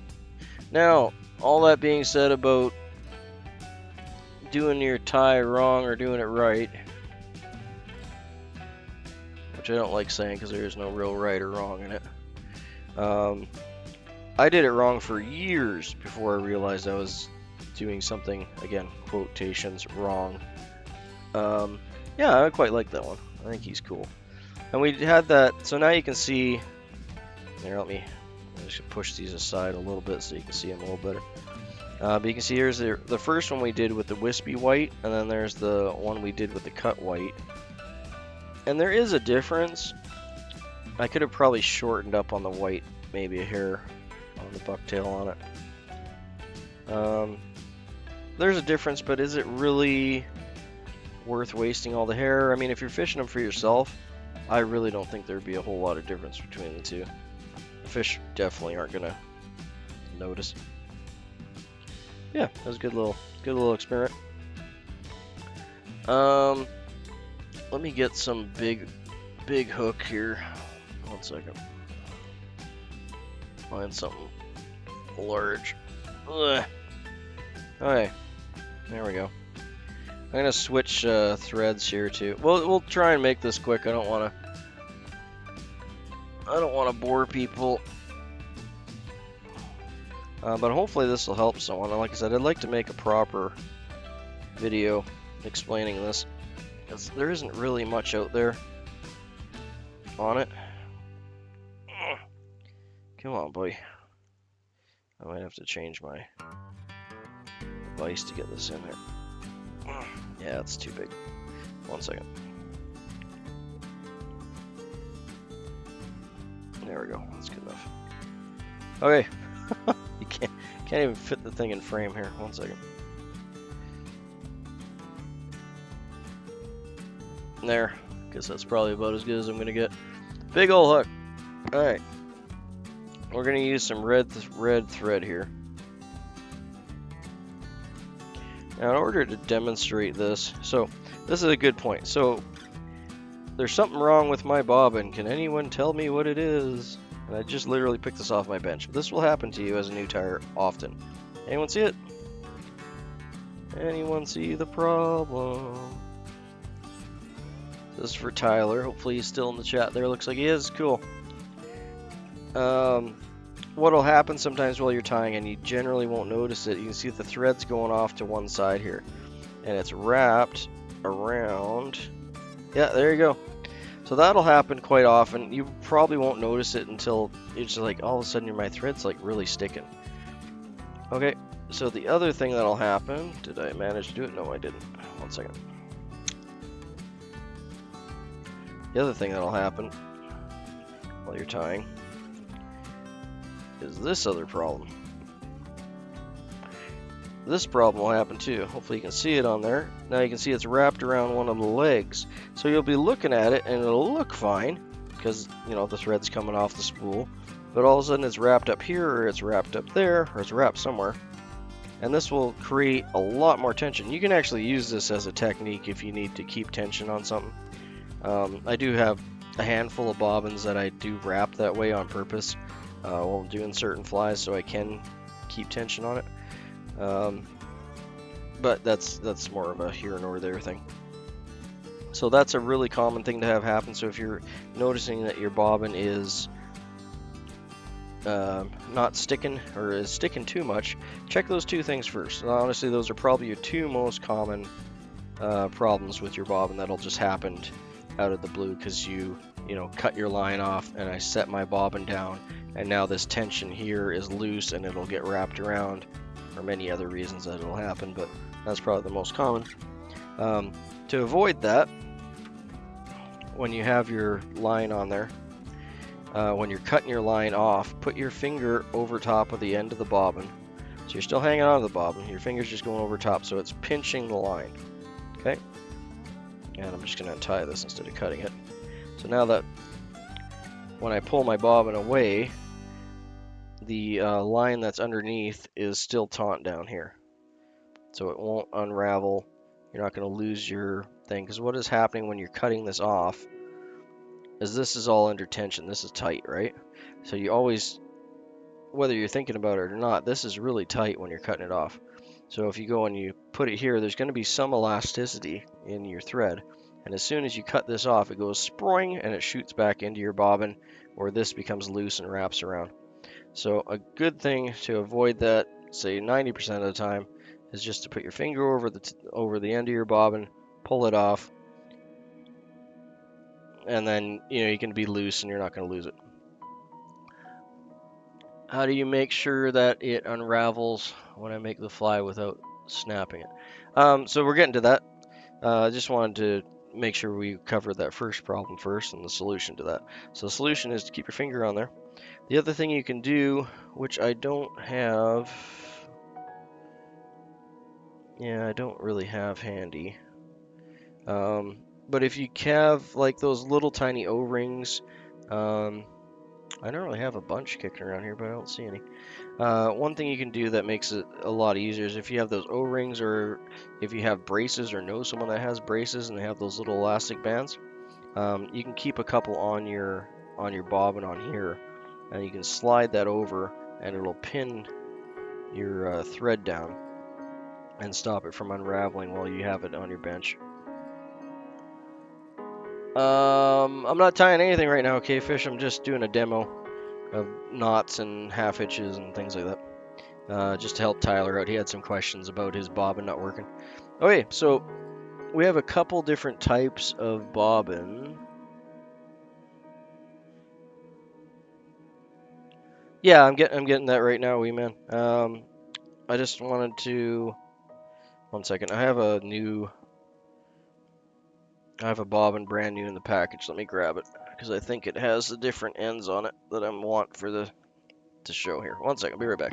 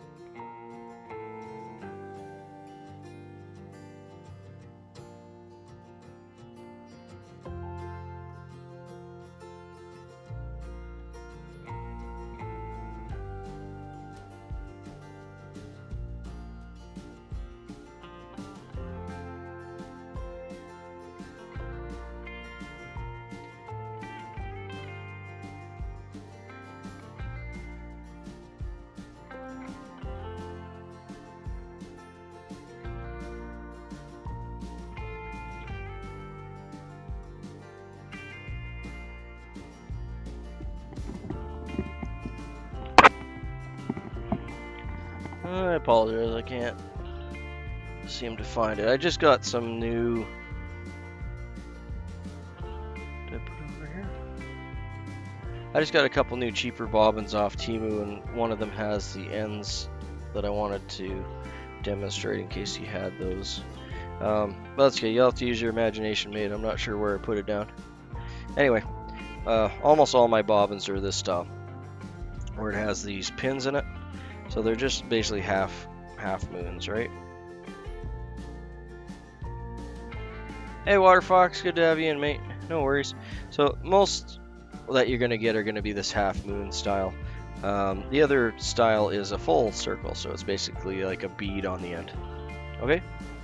What you can do if it's catching, a common problem with, for me, it was the, is it Sempafly? Do I have that here?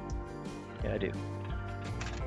Okay, so one thing that'll happen, Sempafly, it seems to do this more often for me than the other ones. Not like it's a knock on Sempafly or anything, but there, Sempafly Classic Wax White. Now with this one, again, these are half moons. You can see it's rounded out there.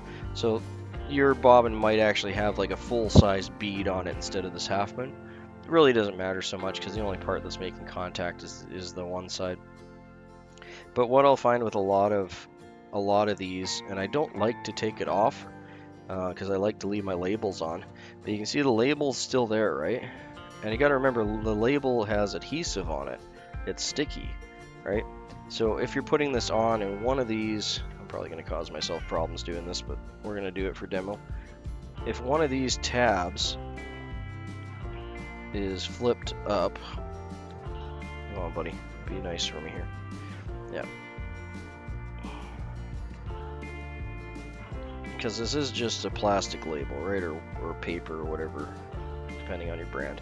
But if one of those tabs is flipped up like that, and you put your bobbin on there, like this, so now you can see the tabs sticking there, right? Yeah, don't worry, I'm going to try and cover them all here, wee man. I'm getting there. Trust me, hang on. Hold on there with me.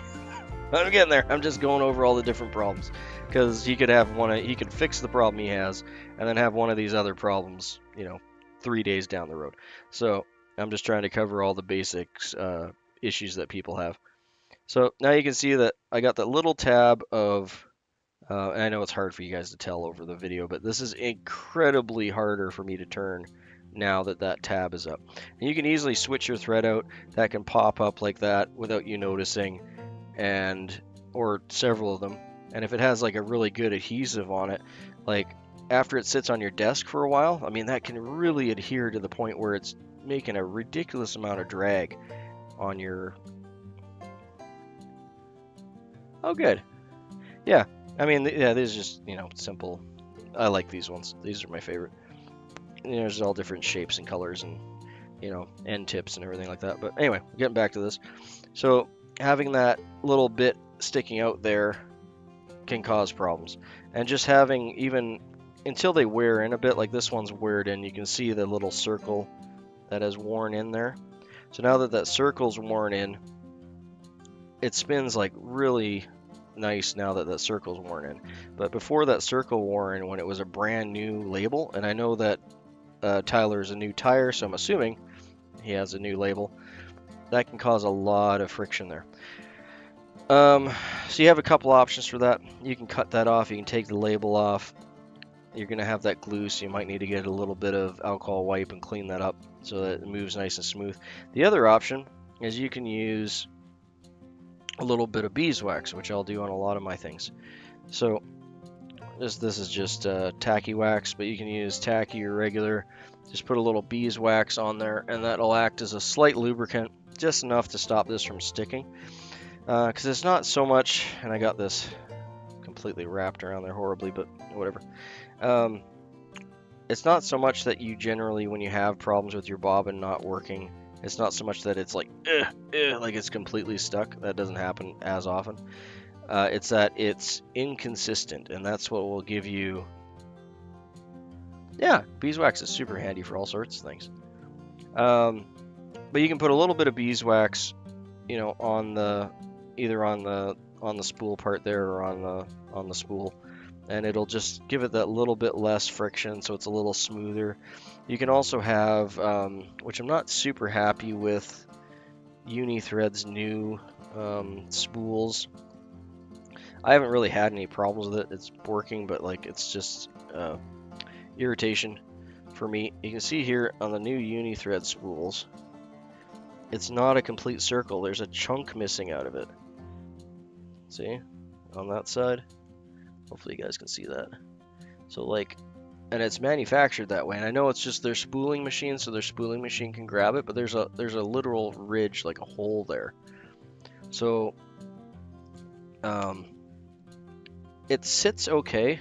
Like it spins nice. Like I said, it's not an actual problem, but you can look for things like that too. Like if you have a manufacturer's defect in your spool, or there's a little bit of plastic sticking out. To me, like I said, I haven't had a problem with it, but when I saw that, I was just like, huh, like that's that's just adding another dimension to it maybe being a problem, right? So it's just something to keep in mind. Check your spool where it meets and make sure there's no burrs or pieces sticking out or anything like that from the manufacturing of the spool. You'd be surprised how often they do have defects like that you just take a razor blade, a little bit of sandpaper or something like that and smooth it up. But like this one here, the paper has been all nicely polished so that it's nice and smooth just from use. This one, this is just cheap East Indian bobbin from India, nothing special. It's got only one bead. It's got a brass or a glass bead on the top, no bead on the bottom. But it's worked really well for me. I like this one. I specifically bought this one because the end, I'm not going to do it because I got it set to where I want, but there's a little ridge you can probably see there. This will extend and contract so I can get a different length bobbin. If I want a longer one, I can pull it out or put it in. Okay, so now we're finally getting to the thing that Wee Man's been biting his fingers about. How to adjust your bobbin. Sorry, Wee Man. I was getting there. Don't worry. Okay, so if all those other things, because those are the things you want to cover first, if all those other things are okay and they're not your problem and you're still having problems, then your problem is going to be your bobbin. The reason you want to check all those other problems first is you don't want to be modifying your tool until you need to, because it's hard to unmodify. Once you bend these, you can bend them back, but it's just like bending any piece of metal. Like if I take, do I have a little piece of wire here? I'm sure I do. Give me 1 second here.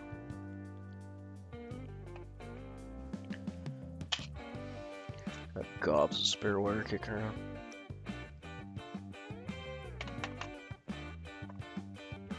There we go. Okay, so this is going to be an over-exaggeration, okay? So this is the wire. Pretend it's the wire from your bobkin, okay? If we kink it, and again, extreme exaggeration, right? We've kinked the wire, so we made an adjustment to our bobbin. If we undo that adjustment or try to re-bend it back, and again, this is a very big exaggeration, but this is happening on a molecular level to all the atoms in that steel. You will never get them to lay straight again. They will have a memory, okay? So that's the exaggeration the reason you don't want to do this too often. Eventually you will bend something to the point where you're not going to get it back to the way it used to be. So, bobbin. I take this, I'm almost out of thread. I only got maybe enough to do, like, I don't even know if I got enough to make another fly on there. It's running right out. Either way, I'll take that out because we're almost out of thread in any event. Okay, so generally speaking, for your bobbin, and this one is, you can tell this one is warped, and it's warped like that because that's the way my hand's shaped when I'm tying with it. Because my hand is not a perfect cylinder, right? So I crush one side of it more than I crush the other. And that's kind of the point I was getting at, is that if you make adjustments to your bobbin, it's not going to be easy to readjust them after. You'll never get them perfect. This one's extremely warped, as you can tell, because I use it often, and it's that's just the shape that my hand has bent it into over a year or two of using it. Anyway, the main part that's going to supply tension onto your spool are these two arms here. Now, when you're bending them, you want the bend to be in this area here, okay? You don't want to bend these, you want these to stay nice and straight. You want the bend to be in here because this is what acts as your spring. So the best way to adjust these, I'm not going to actually do it because I don't want to, muck up my bobbin, but you'd grab in the two corners here and then pull out, And if you want it to be looser, you pull out more. If you want it to be tighter, you'll have to push them in past each other like this. Okay? Generally speaking, I can take any of my bobbins out, and there's about a finger width in between them before they're tight. And that's, for most bobbins, that's kind of where you want to sit. So if you take your bobbin apart without the spool in there and it looks like this, you probably have your tension too tight. Okay? If you take your bobbin apart and it looks like this, you probably have your tension too loose. Again, depends on the bobbin. Everyone's different. There's different styles, hundreds of different styles. But that's a really good starter point. So you can adjust this. What you want to have happen is you want to have, and I know this one's all tangled all up, but you want to be able to grab your thread and not have your bobbin, you know, drop. Okay? This one's not too loose. If I was able to shake my thread and have the bobbin go down, it would be too loose. Okay, so as long as you can do this and you're not losing, you're not gaining a whole bunch of thread, you're gaining a little bit, whatever, it's not a big deal, but you don't want to be able to shake your bobbin and have thread come out. You want enough tension in there so it can keep this taut, and that will prevent you from having it wrap around the base here like it's done, and wrap around the arm and all that stuff. Prevent a lot of headaches for you. That's looseness, and you don't want to have it too tight. I'm going to switch to this one because it's not all buggered up. If you have it too tight, you're going to put too much tension on your thread. You should be able to pull it out. I know I don't like have a meter or any way to gauge this, but generally speaking, you want it to be about twice the bobbin, the weight of the bobbin, before the thread pulls out. So the weight of the bobbin is not enough to pull the thread out, but if you had two bobbins on there, you might get some thread to come out. You want it to be loose enough that you still have that tension, but tight enough that the bobbin itself is not going to pull the thread out. Later, Ethan. Sorry guys, I know I'm yabbering, but I'm hoping that will help Tyler out with his bobbin stuff. I am running short on time here, but I'll do a little quickie demo on the whole directional thing that we were talking about. I'm going to use the red thread. Hopefully it'll show up a little bit better. Actually, we're going to tie in the middle of the hook here just so I'm more in center camera. Come on, there we go. Okay, so I'm just starting my thread. I'm going to start on a bit of an angle, put it down, wrap around once right against the old thread, and then going over top of the tag end. Okay, so there we have our regular thread start. I might be kicking myself here because now obviously with that, I'm just going to do a few more wraps here just so we don't undo it by mistake. I'm wrapping this direction, so clockwise. If I unwrap counterclockwise, obviously I'm going to be unwrapping the hook. If I throw a half hitch in, just one mind you, I'll get them up close here. All that half hitch is doing is it's going around the hook just like a regular wrap that I have, crossing itself and coming back out the reverse direction. Okay, so since it's coming back out the reverse direction, it's exactly the same as if I am wrapping this way. I'm actually loosening the knot, so you can see it's spinning now. That half hitch is on there, and I can spin this all the way until my thread's off. See? So one half hitch, just like when you're doing your whip finish, it is just a half hitch over half hitch over half hitch. Okay, so you can see I had a whole half hitch on there. Do the same thing again here. Do a half hitch. And I'm not like messing this knot up or anything. It is a proper half hitch. There's nothing, I'm not doing anything weird to it. Okay. So, half hitch. Now I can go this way, and I'm gonna go, I don't want to break my bobbin or my thread here, but I'm gonna put my finger on here so you can see that I'm putting a ridiculous amount of force on it. And I go around the hook in this direction really hard, and I'm never going to get that to loosen, okay? But if we go the other way,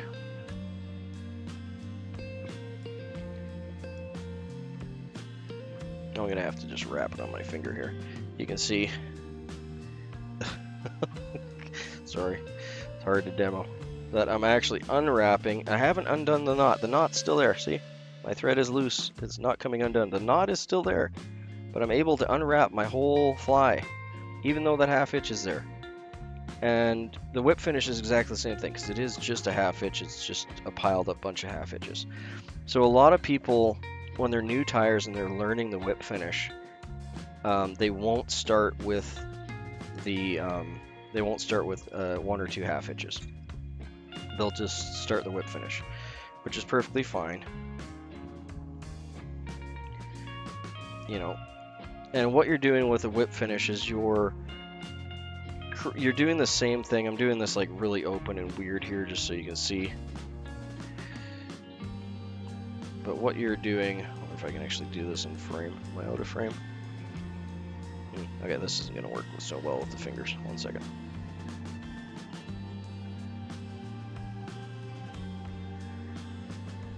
The problem that people have with the whip finish and having it working, I'm just doing a light like 2 wrapper here. So this is, you know, I can move my thread here, see? It's just enough to keep it from falling on the floor, hopefully. But it's still, there's enough tension that I can pull on that because I want it to slip for this. Oh, okay, 1 second, let's try that again. Come on, Nimby. Got way too much line out here, 1 second.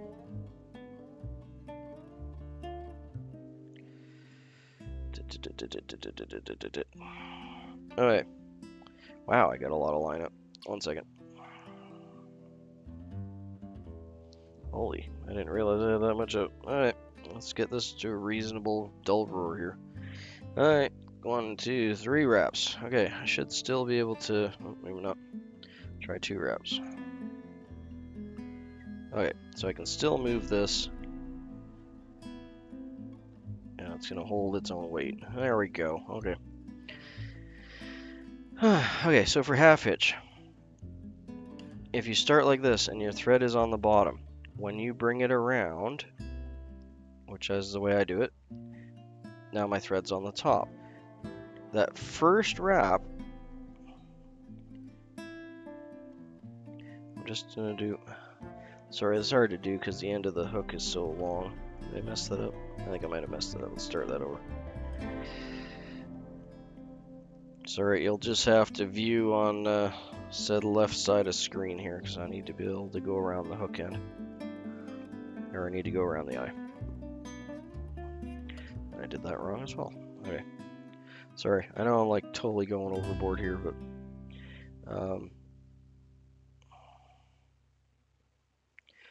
just a cheap East Indian one.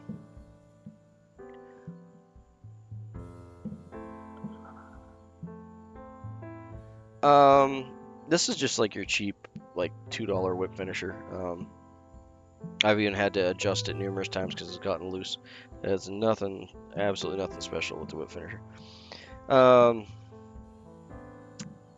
The biggest thing with whip finishers, whether they're cheap or expensive, is you want to make sure that your parts here and here don't have any burrs on them, so they're not going to wreck your line or your thread. Either way, I'm going to try and stay focused on this. Okay, so got my figure 4. I'm trying to get this in frame here, but I need to be closer to the edge.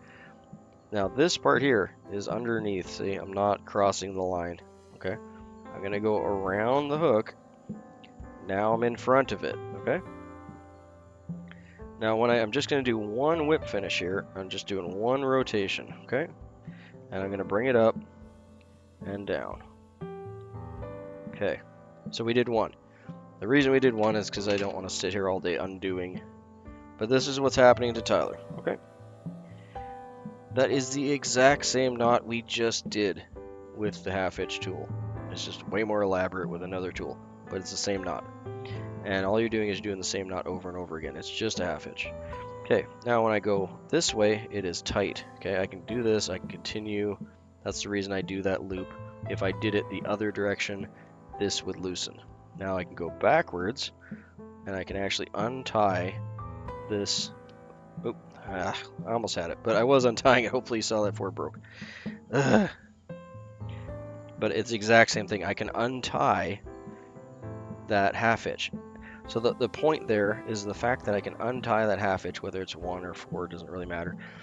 A lot of tires will do this and they'll have no idea. I did this for years. I did this for years before I knew I was doing this wrong. And again, wrong in quotations, because there is no wrong. If it holds your fly together, it's right. It's holding it together.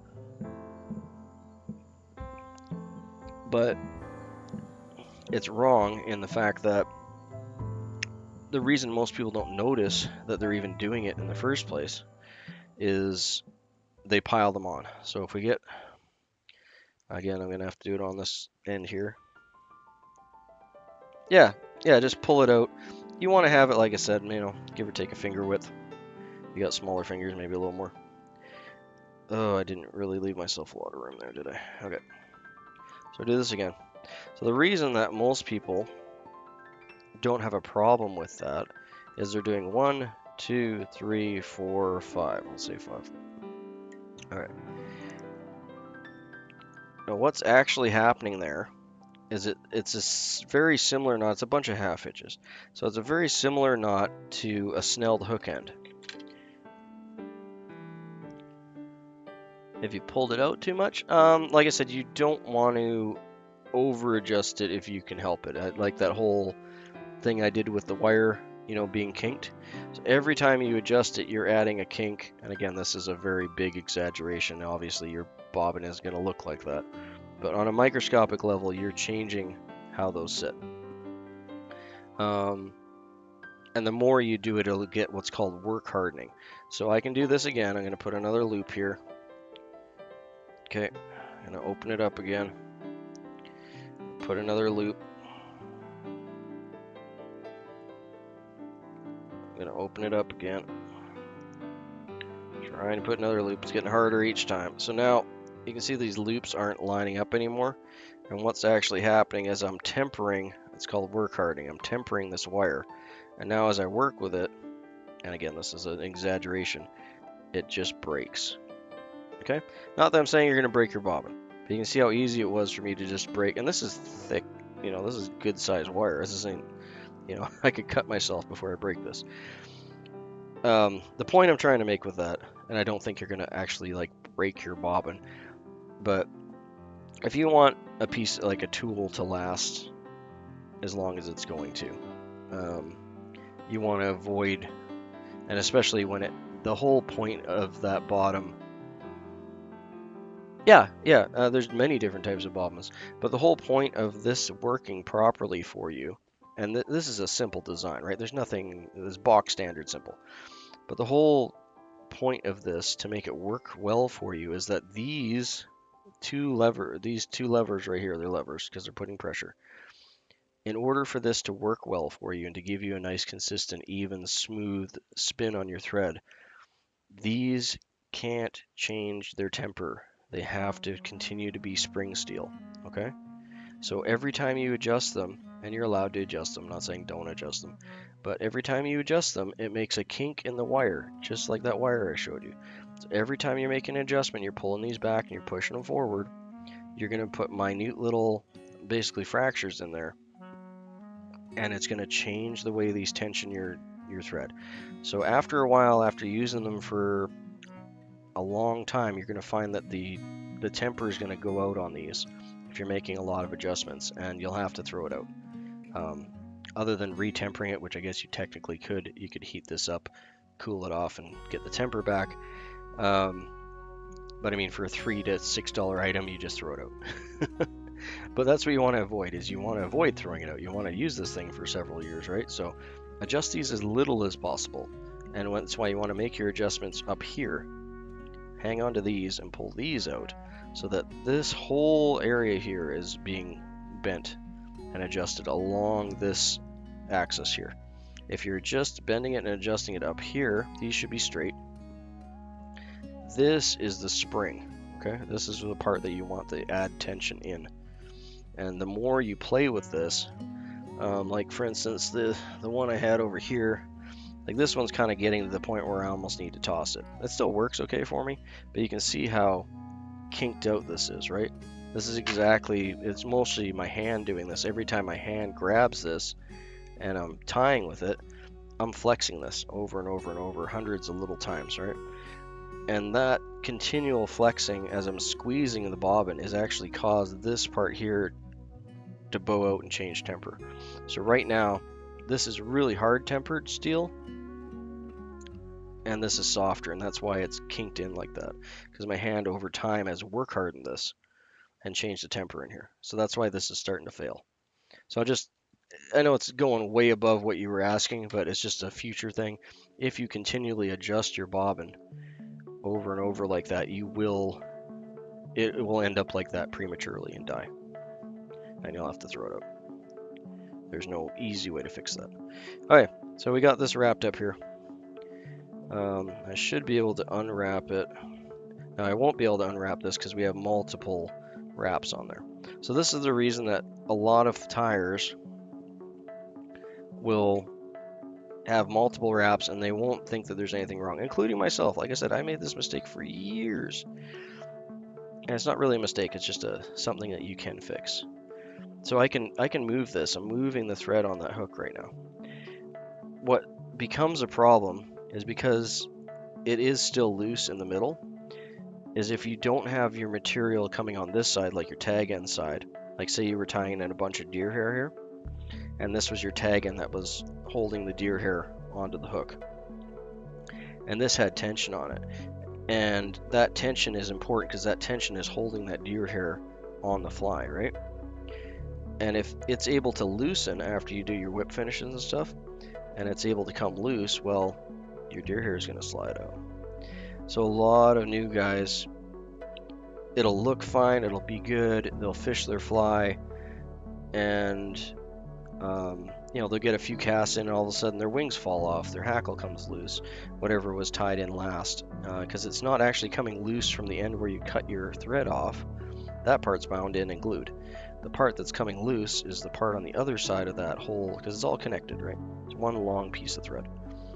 That part's coming loose on kind of the inside of the head. And that's another reason I like to use head cement instead of like UV or just straight up nail polish, is because the head cement will soak into that and cause that internal wrap to not move. If I'm using just this, like just Sally Hansen's or UV, it creates a hard cap on the outside and it doesn't necessarily get in deep enough into the threads to stop this from unspinning. So I know I went way overboard there, but hopefully that answers your question, Tyler.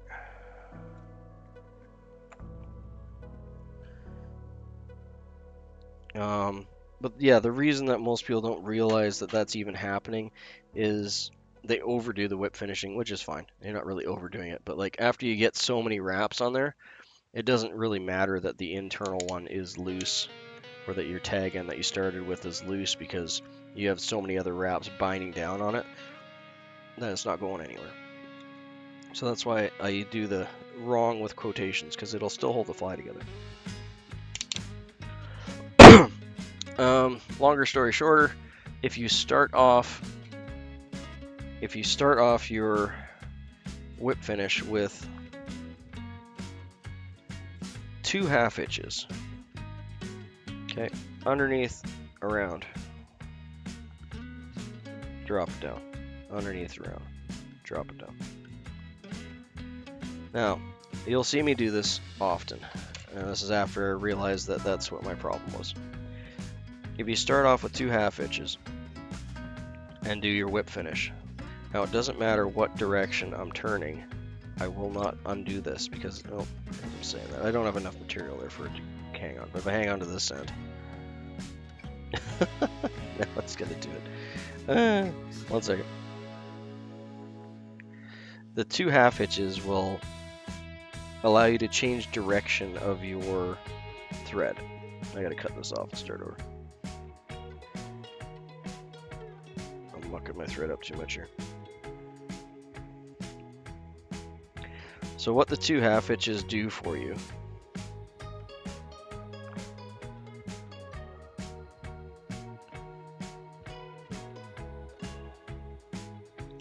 Okay. So let's do no half hitches. And I'm just gonna build up like a kind of semi head here, so we'll pretend that's your fly head after you tied all your junk on. So it's a little more realistic. Alright. So, no half hitches. Where did my tool go? There it is.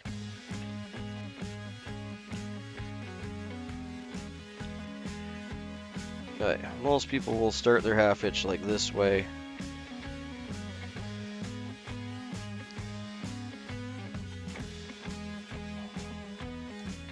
I don't know how many wraps I got on there, but we'll say 2 or 3. Okay. It is secure, right? We're not undoing our thread. It's nice and loose. Okay. If I'm wrapping this way, it's tight. If I'm going this way, I can unwrap it again. So what's happening? You can see now, before I even unwrap that knot's still there. See? The knot is still there. The whip finish is still on the hook. It hasn't come undone. So that's why a lot of people like, you're not failing here. You're not failing where you tied your knot. This is failing. You can see how it all unraveled. That was actually a really good demonstration for what's actually happening, and it's hard to see. This is what's failing. Behind where you're tying your half hitch. And that's why your wings are coming undone, your hackle comes loose, basically your fly kind of falls apart. Is this.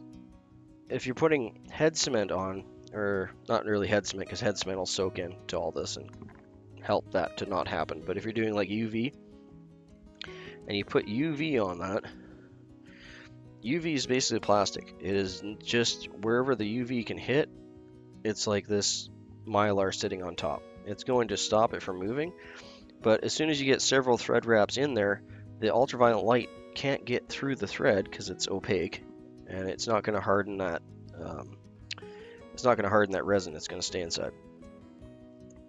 And you can see here that the thread is unwrapping from behind the knot, and I haven't lost my tag end. My tag end is still attached, right? So it's not that the tag end came loose, it's that everything in the middle came loose. So in order to prevent that, or at least help it from happening, wow, I'm making a real mess of this anyway. Okay, let's cut this all off.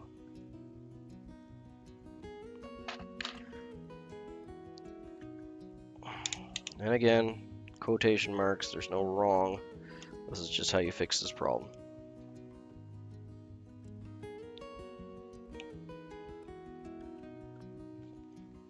There.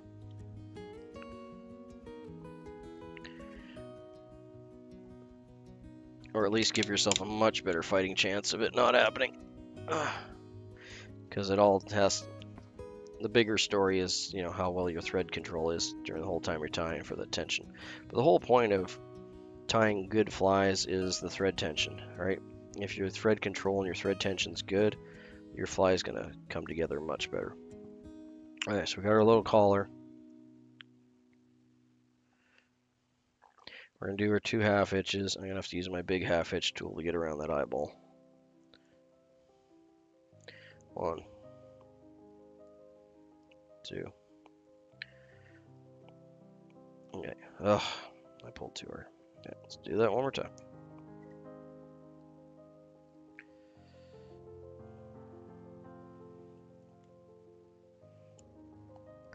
One. Ugh. Have to admit, my hands are getting kind of tired and everything, but we're getting there. Alright. I probably should have left more of a thread there, but we'll go with it. I don't know if I got enough wraps to actually hold that in place. Okay, 2. Oh, that didn't work. Okay, well, we'll call that good, even though I know it's not. Okay, 2 half hitches. It's on there. You know, it's nice and it's holding it. It's not, you can change directions. So why that is important is when you make your when you make your first whip finish, the part that introduces the looseness to the rest of that wrap is your first wrap of your whip finish tool. Ugh, come on, buddy. It's a little hard to get around the eye. Just give me a minute. There we go. I'm only gonna do 2 here so we can slip it, and then it's... Alright, so I got it tied in there. Now, when I pull on it, it's nice and tight in either direction. You can hear there's no slipping. Okay, it's not moving. It's really on there. And not only is that important for your fly, see, it's not going to come undone. And I really don't have much thread. I think I maybe have like 4 or 5 wraps holding that on the other side there. But I can't spin this now like I could with the other one. You can see I'm putting a lot of force on this thread and it's not spinning, where before I was able to unravel the whole thing. But now I can go the other direction. I'm actually wrapping cord on the thread, or I'm actually wrapping on the hook because it's not undoing. And where are we? There we are. So now we're back at the knot. So you can see just adding those 2 half hitches before you put your whip finish in greatly increases the strength of that knot. And it's not so much the strength of where the knot is tied, it's the tension, keeping that tension on the rest of the fly, everything behind it. Because that's the important part, right? Like where you tie your hook off, you got glue, you got all sorts of stuff holding that in. That's not as important as everything else that's holding your whole fly together. And if you lose tension behind that, it will slowly unravel like a spring. Alright, hopefully that works for you, Tyler. If I had to guess, because I'm not there, that is why your half hitches or your whip finishes are coming apart and slipping.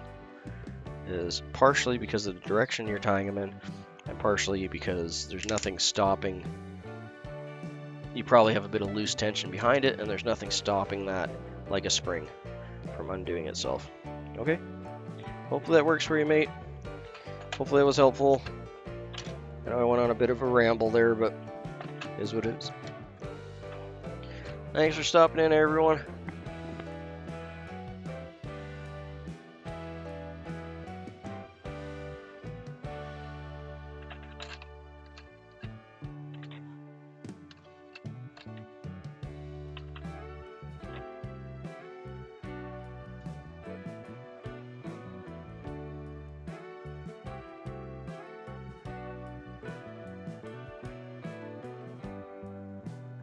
Yeah, later, wee man. So we'll do our shout outs. We got Tyler. Hopefully, we helped him out a little bit there. We got Alex.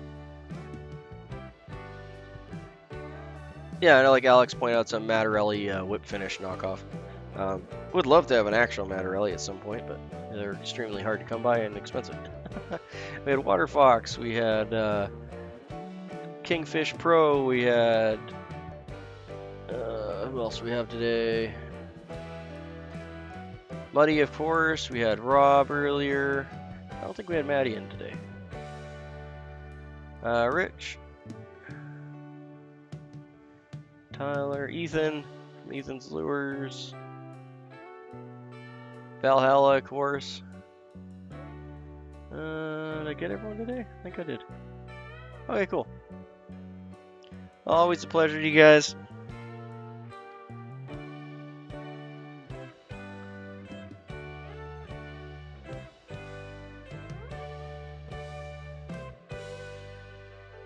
Okay, I'm glad, man. Hopefully that helps you out. I know it's probably a little bit over your head, and I went into a lot of detail there, but hopefully the overarching picture will help you understand why it's slipping on you. That's kind of my goal there. So yeah, just keep in mind the tension. Keep in mind that you should do at least 2 half hitches before you do your whip finish, at least when you're starting out, until you can get your tensions down. Sometimes I'll just do 1 half hitch if I'm fairly confident that it's not going to untie. Hey Shark, we're just wrapping up, mate. Thanks for dropping in, though. I appreciate it.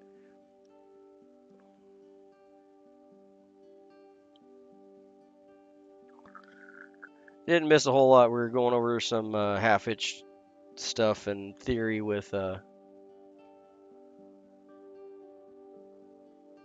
we're going over some stuff with Tyler there. Whip, whip, whip. Yeah.